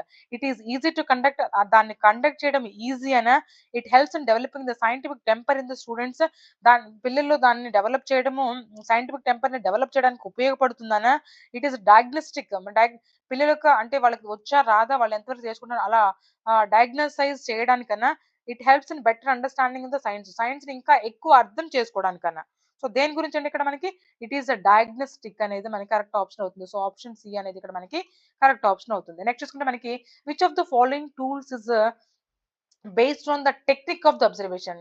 ఆహ్, ఏ టూల్స్ అంటే మనకి టెక్నిక్స్ ఆఫ్ అబ్జర్వేషన్‌లో ఏ tools which of the following tools is based on the technique of the observation. Technique of the అబ్జర్వేషన్‌లో ఏ టూల్స్‌ని ఉపయోగిస్తారనేది ఇక్కడ అడగడం అయితే జరుగుతుంది. అనెక్డోటల్ రికార్డ్స్‌లో మనము టూల్స్ అయితే ఉపయోగించుకుంటాం కదా! అనెక్డోటల్ రికార్డ్స్ పిల్లల యొక్క వాళ్ళ యొక్క డేటాని ఎంట్రీ చేసుకోవడానికి అట్లా పిల్లలకు డిఫరెంట్ అయితే మనం రికార్డ్‌నయితే పెట్టుకుంటాం కదా! టెక్స్ట్ ద్వారా కాదు ఇక్కడ ఫార్మేటివ్ అసెస్మెంట్స్ మనకి సారీ సమ్మేటివ్ అసెస్మెంట్ టెస్ట్‌ల ద్వారా పెన్సిల్ టెస్ట్, ఓరల్ టెస్ట్ ఇలాంటివన్నీ వస్తాయన్నమాట. ఓరల్ టెస్ట్ మరి వేరే. సో, ఇక్కడ ఏ టూల్స్ ఉపయోగిస్తారంటే మనకి టూల్ అనేది మనకిక్కడ ఇవన్నీ మనకి టెక్నిక్స్ అన్నమాట. ఇది టూల్ అన్నమాట. టూల్స్ అనేవి సో, అనెక్డోటల్ రికార్డ్ అనేది మనమైతే ఉపయోగించడం అయితే జరుగుతుంది. నెక్స్ట్ చూసుకుంటే మనకిక్కడ the continuous and comprehensive evaluation in the science means and continuous and comprehensive evaluation అంటే ఏంటి సైన్స్‌లో? సమ్మేటివ్ అండ్ ఫార్మేటివ్ అసెస్మెంట్ అంటామా? కాదు. మోర్ ఫ్రీక్వెంట్ టెస్ట్ అండ్ ఎగ్జామినేషన్సా? కాదు. అంటే తరచుగా ఎగ్జామినేషన్స్ కండక్ట్ చేయడాన్ని అంటామా? కాదు కదా! So, routine activities and exercises to the assess learning. Yes. Routine activities ఏవైతే ఉన్నాయో ఇంక వాళ్ళకి మనం చేయించగలిగే ఎక్సర్‌సైజ్ ఏవైతే ఉన్నాయో టు అసెస్ ద లెర్నింగ్‌ని అసెస్ చేయడానికి ఏదైతే ఉపయోగిస్తున్నామో వాటిని మనం కంటిన్యూస్ అండ్ కాంప్రిహెన్సివ్ ఎవాల్యుయేషన్ అయితేనే అనొచ్చనమాట. సో, ఆప్షన్ సి అనేది మనకిక్కడ కరెక్ట్ ఆప్షన్ అవుతుంది. నెక్స్ట్ చూసుకుంటే మనకిక్కడ క్వెషన్ నంబర్ 67 చూడండి క్వెషన్ నంబర్ 67 దేని గురించి మాట్లాడుతుందో. The assessment in science should focus on. Assessment అనేది సైన్స్‌లో దేని మీద ఫోకస్ చేస్తుంది? ఫోకస్ చేయాలి. Should focus on. దేని మీద ఫోకస్ చేయాలి అంటే ఇక్కడ మనకి చూడండి ఇక్కడ okay. Getting accurate results while conducting the experiments అంటే ఎక్స్‌పెరిమెంట్స్ కండక్ట్ చేస్తున్నప్పుడు యాక్యురేట్ రిజల్ట్స్‌ని పొందడానికా? అసెస్మెంట్ అనేది దానికి ఉపయోగపడుతుందా? కాదు కదా! సో, నెక్స్ట్ చూసుకుంటే మనకి the ability to make the near and clear diagrams sorry neat and clear diagrams. ఇంకా డయాగ్రామ్స్ ఇంకా మనం ఏమైతే తీసుకున్నామో వాటి నీట్ అండ్ క్లియర్‌గా ఉండడానికా? The understanding the concept and process అంటే మనం మనం ఏదైతే మనం కాన్సెప్ట్ చెప్తున్నామో అవి అర్థం చేసుకోవడానికి మనం అప్లై చేసే ప్రాసెస్ ఏవైతే ఉన్నాయో వాటిని అర్థం చేసుకోవడానికా? దాని మీద ఫోకస్ చేయాలా? Okay. Precise definitions and the correct answers. వాళ్ళు అంటే మనం పర్టిక్యులర్ తీసుకున్న కాన్సెప్ట్ యొక్క డెఫినిషన్స్‌ని చదువుకోవడానికి, ఇంకా మనకి వాటికి కరెక్ట్ ఆన్సర్స్ ఇవ్వడానికి దాని మీద ఫోకస్ చేస్తుంది అసెస్మెంట్ అనేది కాదు. సో, మనకి the understanding of the concept and processes. మనం ఏదైతే కాన్సెప్ట్ ఉపయోగిస్తున్నామో, ఏదైతే ప్రాసెస్ ఉపయోగిస్తున్నామో అది అర్థమవుతుందా లేదా? అనే దాని మీద అయితే ఫోకస్ చేయడం అయితే జరుగుతుంది అసెస్మెంట్ అనేది. So, option C is correct here. Next చూసుకుంటే which one of the following assessment strategies is most appropriate to assess the experimental skills of the students in the science classroom. Science class రూమ్‌లో and ఏది and ఏ assessment strategies అనేవి most appropriate experimental skills ఉపయోగించంటే experimental skills సంపాదించుకోవడానికి అంటే పొందడానికి ఏవి మనకి ఇక్కడ most useful most important appropriate అనేవి ఇక్కడైతే అడగడం అయితే జరుగుతుంది. సో మనకి ఇక్కడ చూసుకుంటే concept mapping practical record test అసలు గురించి కాదు రికార్డ్స్ గురించి కూడా కాదు. సో చెక్ లిస్ట్ అనమాట చెక్ లిస్ట్ ఉపయోగించి అయితే మనము అంటే అది ఒక అసెస్మెంట్ స్ట్రాటజీ అనమాట పిల్లలకి సైన్స్ క్లాస్ రూమ్‌లో. So, check list is our correct answer. Next చూసుకుంటే మనకి a science teacher wishes to assess her students on her different process skills. Different process skills గురించి అసెస్ చేయాలనుకుంటున్నారు. Which one of the following among the following tools would be most appropriate for the purpose. ఆ పర్పస్‌కి సంబంధించి ఏది appropriate ఇక్కడ? ఇచ్చిన వాటిలో మనకి ఏది అప్రోప్రియేట్ అయితే మనకైతే అడగడం అయితే జరుగుతుంది. Questionnaire, observation schedule, pencil test ద్వారా అయితే కాదు, ఇంటర్వ్యూ ద్వారా కూడా కాదు. సో, క్వెషనైర్ ద్వారానా, అబ్జర్వేషన్ షెడ్యూల్ ద్వారానా? ఇక్కడ చూడండి ఈ సైన్స్ టీచర్ అంటే ఏం చెప్తున్నారు డిఫరెంట్ ప్రాసెస్ స్కిల్స్ అయితే అబ్జర్వేషనే కదా! అబ్జర్వేషన్ షెడ్యూల్ ద్వారా అయితే ఇది పాసిబుల్ అవుతుంది. డిఫరెంట్ ప్రాసెస్ స్కిల్స్ గురించి అసెస్ చేయాలనుకుంటున్నారు ఆమె. So, option B is correct here. Okay. So, చూసాం కదా ఎలాంటి క్వెషన్స్ అడిగారు ఏంటి అనేది. నెక్స్ట్ చూసుకుంటే మనకి problems of the science teaching. అసలు సైన్స్ టీచింగ్‌లో మనకి ఎందుకు ప్రాబ్లమ్స్ వస్తున్నాయి? అనేది మనం తెలుసుకుందాము. Lack of the trained and competent teachers. Competent teachers అనేవాళ్ళు అంటే మనకి ఇప్పుడు ఈ జనరేషన్ తగ్గట్టుగా అంటే ఇప్పుడు మనం తీసుకునే సైన్స్‌లో టెక్నిక్స్‌ని ఎలా ఉపయోగించాలి, టెక్నాలజీని ఎలా వాడాలి, అలాంటి టీచర్స్ ఎక్కువ మంది లేకపోవడం వల్ల, ఇంకా మనకి ల్యాక్ ఆఫ్ దాని మీద ఎక్కువ ట్రైన్డ్ టీచర్స్ లేకపోవడం వల్ల మనకి ఈ అది కూడా ప్రాబ్లమే కదా! సైన్స్ టీచింగ్‌లో. ఇంకా ఓవర్‌లోడెడ్ అండ్ రిజిడ్ కరిక్యులమ్. ఎక్కువ కరిక్యులమ్ అంటే ఎక్కువ సిలబస్‌ని యాడ్ చేసుకోవడం. వాళ్ళకి అర్థమవుతుందా లేదా అదేం లేదు. వాళ్ళకి ఎంత వరకు అర్థమవుతుందని కూడా తెలుసుకోవడం లేదు. సో, వాళ్ళకి అంటే ఓవర్‌లోడెడ్ కరిక్యులమ్ అని చెప్పొచ్చనమాట. ఆ కరిక్యులమ్ అనేది రిజిడ్‌గా అంటే ఫిక్స్డ్ మెథడ్‌లో కరిక్యులమ్ అనేది ఫ్రేమ్ చేసుకోవడం. అంటే ఏదైనా ఒక స్కూల్ ఆర్గనైజేషన్‌కి ఏదైనా ఉపయోగించుకుంటున్నామంటే అది ఫిక్స్డ్ అనమాట. దాన్ని మనం చేంజ్ చేయలేమింక. అదే మనం ఇయర్ ఎండింగ్ వరకి అంటాం కదా! సంవత్సరాలు ఒకటే వాడుతున్నారు. సంవత్సరాల నుంచి ఒకటే మెథడ్స్‌ని ఫాలో అవుతున్నారు. సో, దాన్ని మనం చెప్పుకోవచ్చు రిజిడ్ అనేసి. సో, అలా ఉండకూడదు. ఫ్లెక్సిబుల్‌గా అయితే ఉండాలి. సో, అలా ఉండడం కూడా మనకి ప్రాబ్లమే కదా! సో, అందుకనేసి ఇక్కడ మనకు రిజిడ్ అనేది వాడడం అయితే జరిగింది. Next lack of laboratory facilities చూసాం కదా! ల్యాక్ ఆఫ్ లాబొరేటరీ ఫెసిలిటీస్ అంటే ఇక్కడ మనకి చాలా స్కూల్స్‌లో పల్లెటూరులో అంటే విలేజెస్‌లో మనం చూసుకుంటే నంబర్ ఆఫ్ స్కూల్స్‌లో లాబొరేటరీస్ అయితే అసలు లాబొరేటరీస్ లేని స్కూల్స్ కూడా ఉన్నాయన్నమాట. ల్యాబ్స్ లేకుండా సైన్స్ ఎలా చెప్తారు సెకండరీ పిల్లలకి చెప్పలేరు కదా! సో, అవి కూడా మనం చూస్తా ఉంటాము. ఇనాడెక్వేట్ టీచింగ్ లెర్నింగ్ రిసోర్స్ మనం ఉపయోగించే మెటీరియల్స్ కూడా, ఆ రిసోర్సెస్ కూడా ఇనాడెక్వేట్ తక్కువగా ఉండడం, సఫిషియెంట్‌గా లేకపోవడం. ఎగ్జామినేషన్ ఓరియెంటెడ్ టీచింగ్ మన ఎగ్జామ్స్ కోసం మాత్రమే చదవటం. ఆడికి అర్థమైందా? ఆ పిల్లవాడికి అర్థమైందా? లేదా? అనేది మనము ఫోకస్ చేయము. అది కూడా మనకి ఒక ప్రాబ్లమ్ కిందకైతే రావడం జరుగుతుంది. Poor student motivation and interest. పిల్లలకి మోటివేషన్ చేయడం అనేది లేదు. పూర్ మోటివేషన్ అన్నమాట ఇక్కడ. మీకు అర్థమవుతుంది. మీకు అర్థమయ్యే వేలో మేము చెప్తాము. అలా అలా చెప్పడం కూడా ఏం లేదనమాట. అర్థమైనా అవ్వకపోయినా సిలబస్ కంప్లీట్ చేసుకునే విధానం మీద మనం ఫోకస్ చేస్తూ ఉండడం. సో, దాని మీద కూడా మనకి దాని వల్ల కూడా ప్రాబ్లమ్ అవుతుంది కదా! నెక్స్ట్ చూసుకుంటే మనకి ఇక్కడ language and communication barriers. Language మనం మదర్ టంగ్‌లో ఉపయోగించడం అనేదే లేదు. సో, ఇంగ్లీష్‌లో చెప్తా ఉంటారు. వాళ్ళకి అర్థమైనా, అర్థం కాకపోయినా ఆ వర్డ్స్ అనేది బై హార్ట్ చేస్తూ ఉంటారు. అదనమాట. Large class size. ఒక క్లాస్‌లో ఒక 50 మందిని, 60 మందిని కూర్చోబెట్టి చెప్తూ ఉంటారంటే ఏ పిల్లవాడికి అర్థమైందో, ఏ పిల్లవాడికి అర్థం కాలేదా దాని మీద ఫోకస్ చేయడం అనేది లేదు. సో, దాన్ని కూడా మనం ప్రాబ్లమ్స్ కింద అయితే చెప్పుకోవచ్చు. Lack of correlation with daily life. Daily life సంబంధించి ఎగ్జాంపుల్సే తీసుకోవట్లేదు. డైలీ లైఫ్‌కి కోరిలేట్ చేయట్లేదు. అలా కోరిలేట్ చేయడం వల్ల మనకి పిల్లలు చాలా ఈజీగా నేర్చుకుంటారు. ఇంకా మనకి చాలా రోజుల వరకైతే గుర్తుంటదనయితే మనం మాట్లాడుకుంటున్నాం. బట్ అలా అయితే మనం కొన్ని కొన్ని స్కూల్స్‌లో అయితే మనం చూస్తున్నాము. డైలీ లైఫ్ సంబంధించిందయితే కోరిలేట్ చేసైతే చెప్పడం లేదు. సో, అది కూడా మనకైతే ప్రాబ్లమ్ అయితే అవుతుంది. ఇన్‌సఫిషియంట్ అడ్మినిస్ట్రేటివ్ సపోర్ట్ ఏదైతే ఉందో మనకి అడ్మినిస్ట్రేషన్ ఏదో ఒక ఆర్గనైజేషన్ ఏదైతే ఉందో వాళ్ళ యొక్క సపోర్ట్ అనేది కరెక్ట్‌గా లేకపోవడం, సఫిషియంట్‌గా లేకపోవడం. సో, ఇవన్నీ కూడా మనకి ప్రాబ్లమ్స్ కిందే వస్తాయన్నమాట. ఇవన్నీ జనరల్ ప్రాబ్లమ్సే. ప్రతి ఒక్కళ్ళకి తెలిసిన ప్రాబ్లమ్సే ఇవి. ఒకసారి మీరు గూడా ఒకసారి చదువుకోండి. నెక్స్ట్ చూసుకుంటే మనకి ప్రాబ్లమ్స్ తర్వాత రెమిడియల్ టీచింగ్. అసలు రెమిడియల్ టీచింగ్ అంటే ఏంటి? ఆ ప్రాబ్లమ్స్‌ని సాల్వ్ చేసుకోవడానికి ఏవైతే మనం ఉపయోగిస్తామో దాన్ని మనం రెమెడీస్ అంటాము.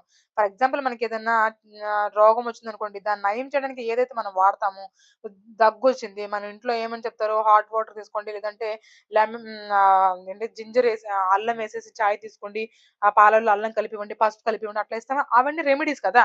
సో, ఈ ప్రాబ్లమ్స్ మనం ముందు చెప్పుకున్న ప్రాబ్లమ్స్ ఏవైతే ఉన్నాయో, ఆ ప్రాబ్లమ్స్‌ని సాల్వ్ చేసుకోవడానికి మనం ఎలాంటి రెమెడీస్‌ని వాడాలి. సో, దాన్ని మనం రెమిడియల్ టీచింగ్ అయితే అనడం అయితే జరుగుతుంది. సో, చూద్దాం ఫస్ట్ అసలు దీని గురించి ఏం మాట్లాడారో. Remedy a way of solving problem. ఆ ప్రాబ్లమ్ సాల్వ్ చేసుకోవడానికి ఉపయోగించే ఒక పద్ధతి. Way of solving a problem. Okay. అదందరికి తెలిసిందే కదా! నెక్స్ట్ చూసుకుంటే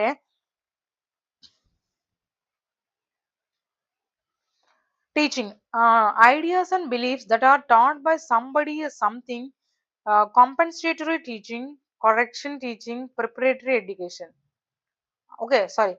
ఈ రెమిడియల్ టీచింగ్ ఇంకొక పేరండి ఇది. మనం మొత్తం కలిపేసి చదువుకుందాము. సో, ఇక్కడ ఒక పాయింట్ అయితే ఇవ్వాలి. ఇది పాయింట్ గుర్తుపెట్టుకోండి ఇలాగా. చూసుకోండి ఇక్కడ మనకి టీచింగ్ అంటే ఏంటండి? మనము అంటే ఏదైనా ఒక ఐడియాస్ కానీ, బిలీఫ్స్ కానీ that are taught by somebody. ఎవరి చేతన్నా బోధించబడుతున్నాయి. ఎవరి చేతన్నా మనం నేర్చుకుంటున్నాము. ఇక్కడ సంథింగ్ ఎందుకు ఇచ్చారంటే ఏదైనా మీడియా ద్వారానైనా మనం నేర్చుకుంటాం కదా! న్యూస్ పేపర్ ద్వారా, చార్ట్స్ ద్వారా. సో, అందుకనే సంబడి అండ్ సంథింగ్ అయితే ఇవ్వడం అనేది జరిగింది. ఆ యొక్క ఐడియాస్ కానీ కదా! సో, దాన్ని మనం టీచింగ్ అంటాం. ఇక్కడ మనం 2 కలిపి చదువుకుంటే రెమిడియల్ టీచింగ్.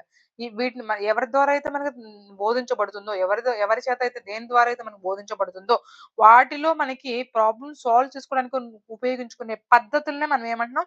రెమిడియల్ టీచింగ్ అంటున్నాం. దీనికి ఇంకొక పేరేంటంటే compensatory teaching, correction teaching, preparatory education అని కూడా అనొచ్చనమాట. అయితే ఇక్కడ చూడండి a remedial A remedial teaching class is one that is meant to improve a learning skill or rectify a particular problem or in a student. అంతే కదా! అంటే ఒక క్లాస్ రూమ్‌లో కానీ, లేదంటే ఒక పిల్లవాడిలో కానీ వాళ్ళ ప్రాబ్లమ్స్ ఏవైతే ఉన్నాయో, ఆ ప్రాబ్లమ్స్‌ని రెక్టిఫై చేయడానికి ఏదైతే మనం ఉపయోగిస్తున్నామో, ఏ ప్రాసెస్‌ని మనం ఒక స్కిల్స్‌ని ఏదైతే ఉపయోగిస్తున్నామో వాటిని మనం రెమెడియల్ కిందకైతే వస్తుంది. Remedial teaching is needed to provide the learning support to the people who lag far behind their counterparts in the school performance. School పెర్ఫార్మన్స్‌లో ఎవరైతే వెనకబడి ఉన్నారో చూస్తాం కదా! డల్లర్ స్టూడెంట్స్ ఎవరైతే ఉన్నారో, యావరేజ్ స్టూడెంట్స్ ఎవరైతే ఉన్నారో వాళ్ళకి ఈ రెమెడియల్ టీచింగ్ అనేది చాలా బాగా ఇంపార్టెంట్ అంటే ఉపయోగపడుతుందనైతే చెప్పుకోవచ్చు. Objective is to help students to develop their potential and remove the obstacles in the learning. వాళ్ళు నేర్చుకునే విధానంలో ఏదైతే అబ్స్టాకిల్స్ ఫీల్ అవుతారో, ఏదైతే ప్రాబ్లమ్స్, హర్డల్స్ ఏవైతే వాళ్ళు ఫీల్ అవుతున్నారో వాటిని తొలగించడానికైతే ఈ రెమెడియల్ టీచింగ్ అని ఒక ఆబ్జెక్టివ్ లాగైతే పనిచేస్తుంది. అర్థమైందా? సో, ఓవరాల్‌గా మనం ఏం చెప్పొచ్చు, ఎక్కడ ప్రాబ్లమ్స్ ఫేస్ చేస్తున్నామో ఆ ప్రాబ్లమ్స్‌కి మనము తొలగించుకోవడానికి, ఆ ప్రాబ్లమ్స్ నుంచి తప్పించుకోవడానికి మనం మనం ఏదైనా వేస్‌ని ఉపయోగించుకుంటామో దాన్ని రెమెడీస్ అంటాం కదా! ఆ టీచింగ్‌నే మనం రెమెడియల్ టీచింగ్ అయితే అంటాము. ఒక యావరేజ్ స్టూడెంట్ ఎవరైతే ఉన్నారో వాళ్ళు అంటే ఎక్కడైతే వెనకబడి ఉన్నారో వాటిని మనం ఫైండ్ ఔట్ చేసి ఎక్కడ డిఫికల్టీస్ ఫేస్ చేస్తున్నారు, వాళ్ళు ఎక్కడ వీక్‌గా ఉన్నారో ఆ పాయింట్ మనం ఫైండ్ ఔట్ చేసి దానికి తగ్గట్టుగా రెమెడీస్ ఇవ్వగలిగితే దాన్ని మనం రెమెడియల్ టీచింగ్ అని అనొచ్చనమాట. ఓకే. సో, చూసుకుంటే మనకిక్కడ organisation of the remedial teaching in the science ఎలా ఆర్గనైజ్ చేయాలి చూడండి. Remedial teaching in the science can take various forms like below. కొన్ని ఫార్మ్స్ తీసుకున్నారు. ఎలాంటివి? Class teaching, group tutorial teaching, individual tutoring teaching, supervised tutorial teaching, auto instructional teaching, informal teaching. Let us discuss how all these forms and okay sorry, మనం discuss చేసుకుందాం, మనం మాట్లాడుకుందాం దీని గురించి. Class teaching అయితే ఉందా? ఈ క్లాస్ టీచింగ్ క్లాస్లో పిల్లలు ఎంతవరకు అర్థం చేసుకోగలుగుతున్నారు, వాళ్ళ ప్రాబ్లమ్స్‌ని అక్కడే ఫైండ్ ఔట్ చేసి రెక్టిఫై చేయగలగాలి. గ్రూప్ ట్యుటోరియల్ టీచింగ్ లేదా పిల్లల్ని ఇండివిడ్యువల్‌గా కూర్చోబెట్టి మీకు ఎక్కడ ప్రాబ్లమ్స్ ఉన్నాయని తెలుసుకోవడము. సూపర్వైజ్డ్ ట్యుటోరియల్ టీచింగ్ సూపర్వైజ్ చేయడము. ఇంకా ఆటో ఇన్స్ట్రక్షన్స్ ఇవ్వగలగడము. ఇన్ఫార్మల్ టీచింగ్ బయట చెప్పడము. ఫార్మల్ అంటే పర్టిక్యులర్ క్లాస్ రూమ్‌లో మనం చెప్పేది మనం ఫార్మల్ టీచింగ్ అంటాం కదా! But outside of the class room వాళ్ళు ఎక్కడైతే ఈజీగా అర్థం చేసుకుంటున్నారో అక్కడ తీసుకెళ్ళి ఆ ఎన్వైర్న్‌మెంట్‌లో వాళ్ళకి చెప్పడము. దాన్ని మనం ఇన్ఫార్మల్ టీచింగ్ అయితే అనడం అయితే జరుగుతుంది. ఓకే. సో, ఇలా అన్నమాట. సో, నెక్స్ట్ చూసుకుంటే మనకిక్కడ క్వెషన్ అయితే చూద్దామా? అంటే so, which of the following is used for the finding the learning gaps of the learners in the school? Which of the following used for the అంటే పిల్లల్లో learning gaps అనేవి ఎలా find చేస్తారు? దేని ద్వారా ఫైండ్ చేస్తారనేది మనం ఇక్కడైతే అడగడం అయితే జరుగుతుంది. ఓకే. చూద్దామా? కాన్సెప్చువల్ మ్యాప్ ద్వారా అవును. అనెక్డోటల్ రికార్డ్ ద్వారా అవును. పోర్ట్‌ఫోలియోస్ ద్వారా okay. Term and achievement test. Term and అంటే అచీవ్‌మెంట్ టెస్ట్. టర్మ్ అండ్ ఇంకా అచీవ్‌మెంట్ టెస్ట్‌ల ద్వారా పాసిబుల్ అవుతుందా అంటే కాదు. ఖచ్చితంగా కాదు. సో, మనకి ఏ, బి, సి అనేది కరెక్ట్ ఆప్షన్ ఉంటే ఎక్కడుందంటే ఆప్షన్ సి అనేది కరెక్ట్. సో, చూసాం కదా! మనకైతే ఇక్కడ ఓవరాల్‌గా ఈ సైన్స్ పెడగోస్ అయితే కంప్లీట్ చేయడం జరిగింది. అంటే నాకు వచ్చిన విధంగా బెస్ట్ లెవెల్‌లో అయితే ప్రెజెంట్ చేయడానికైతే నేను మాక్సిమం ట్రై చేశాను. ఇంకా మీకు ఎవరికైనా డౌట్స్ ఉన్నాయి అంటే పర్టిక్యులర్ టాపిక్ మీద అయితే నన్ను కింద కామెంట్స్‌లో నాకు తెలియచేయండి. మాక్సిమం అయితే ఇది షేర్ చేయండి. మీ ఫ్రెండ్స్ అండ్ ఫ్యామిలీ మెంబర్స్‌లో ఎవరైనా సీటెట్ రాసారంటే ఖచ్చితంగా మీకు కనుక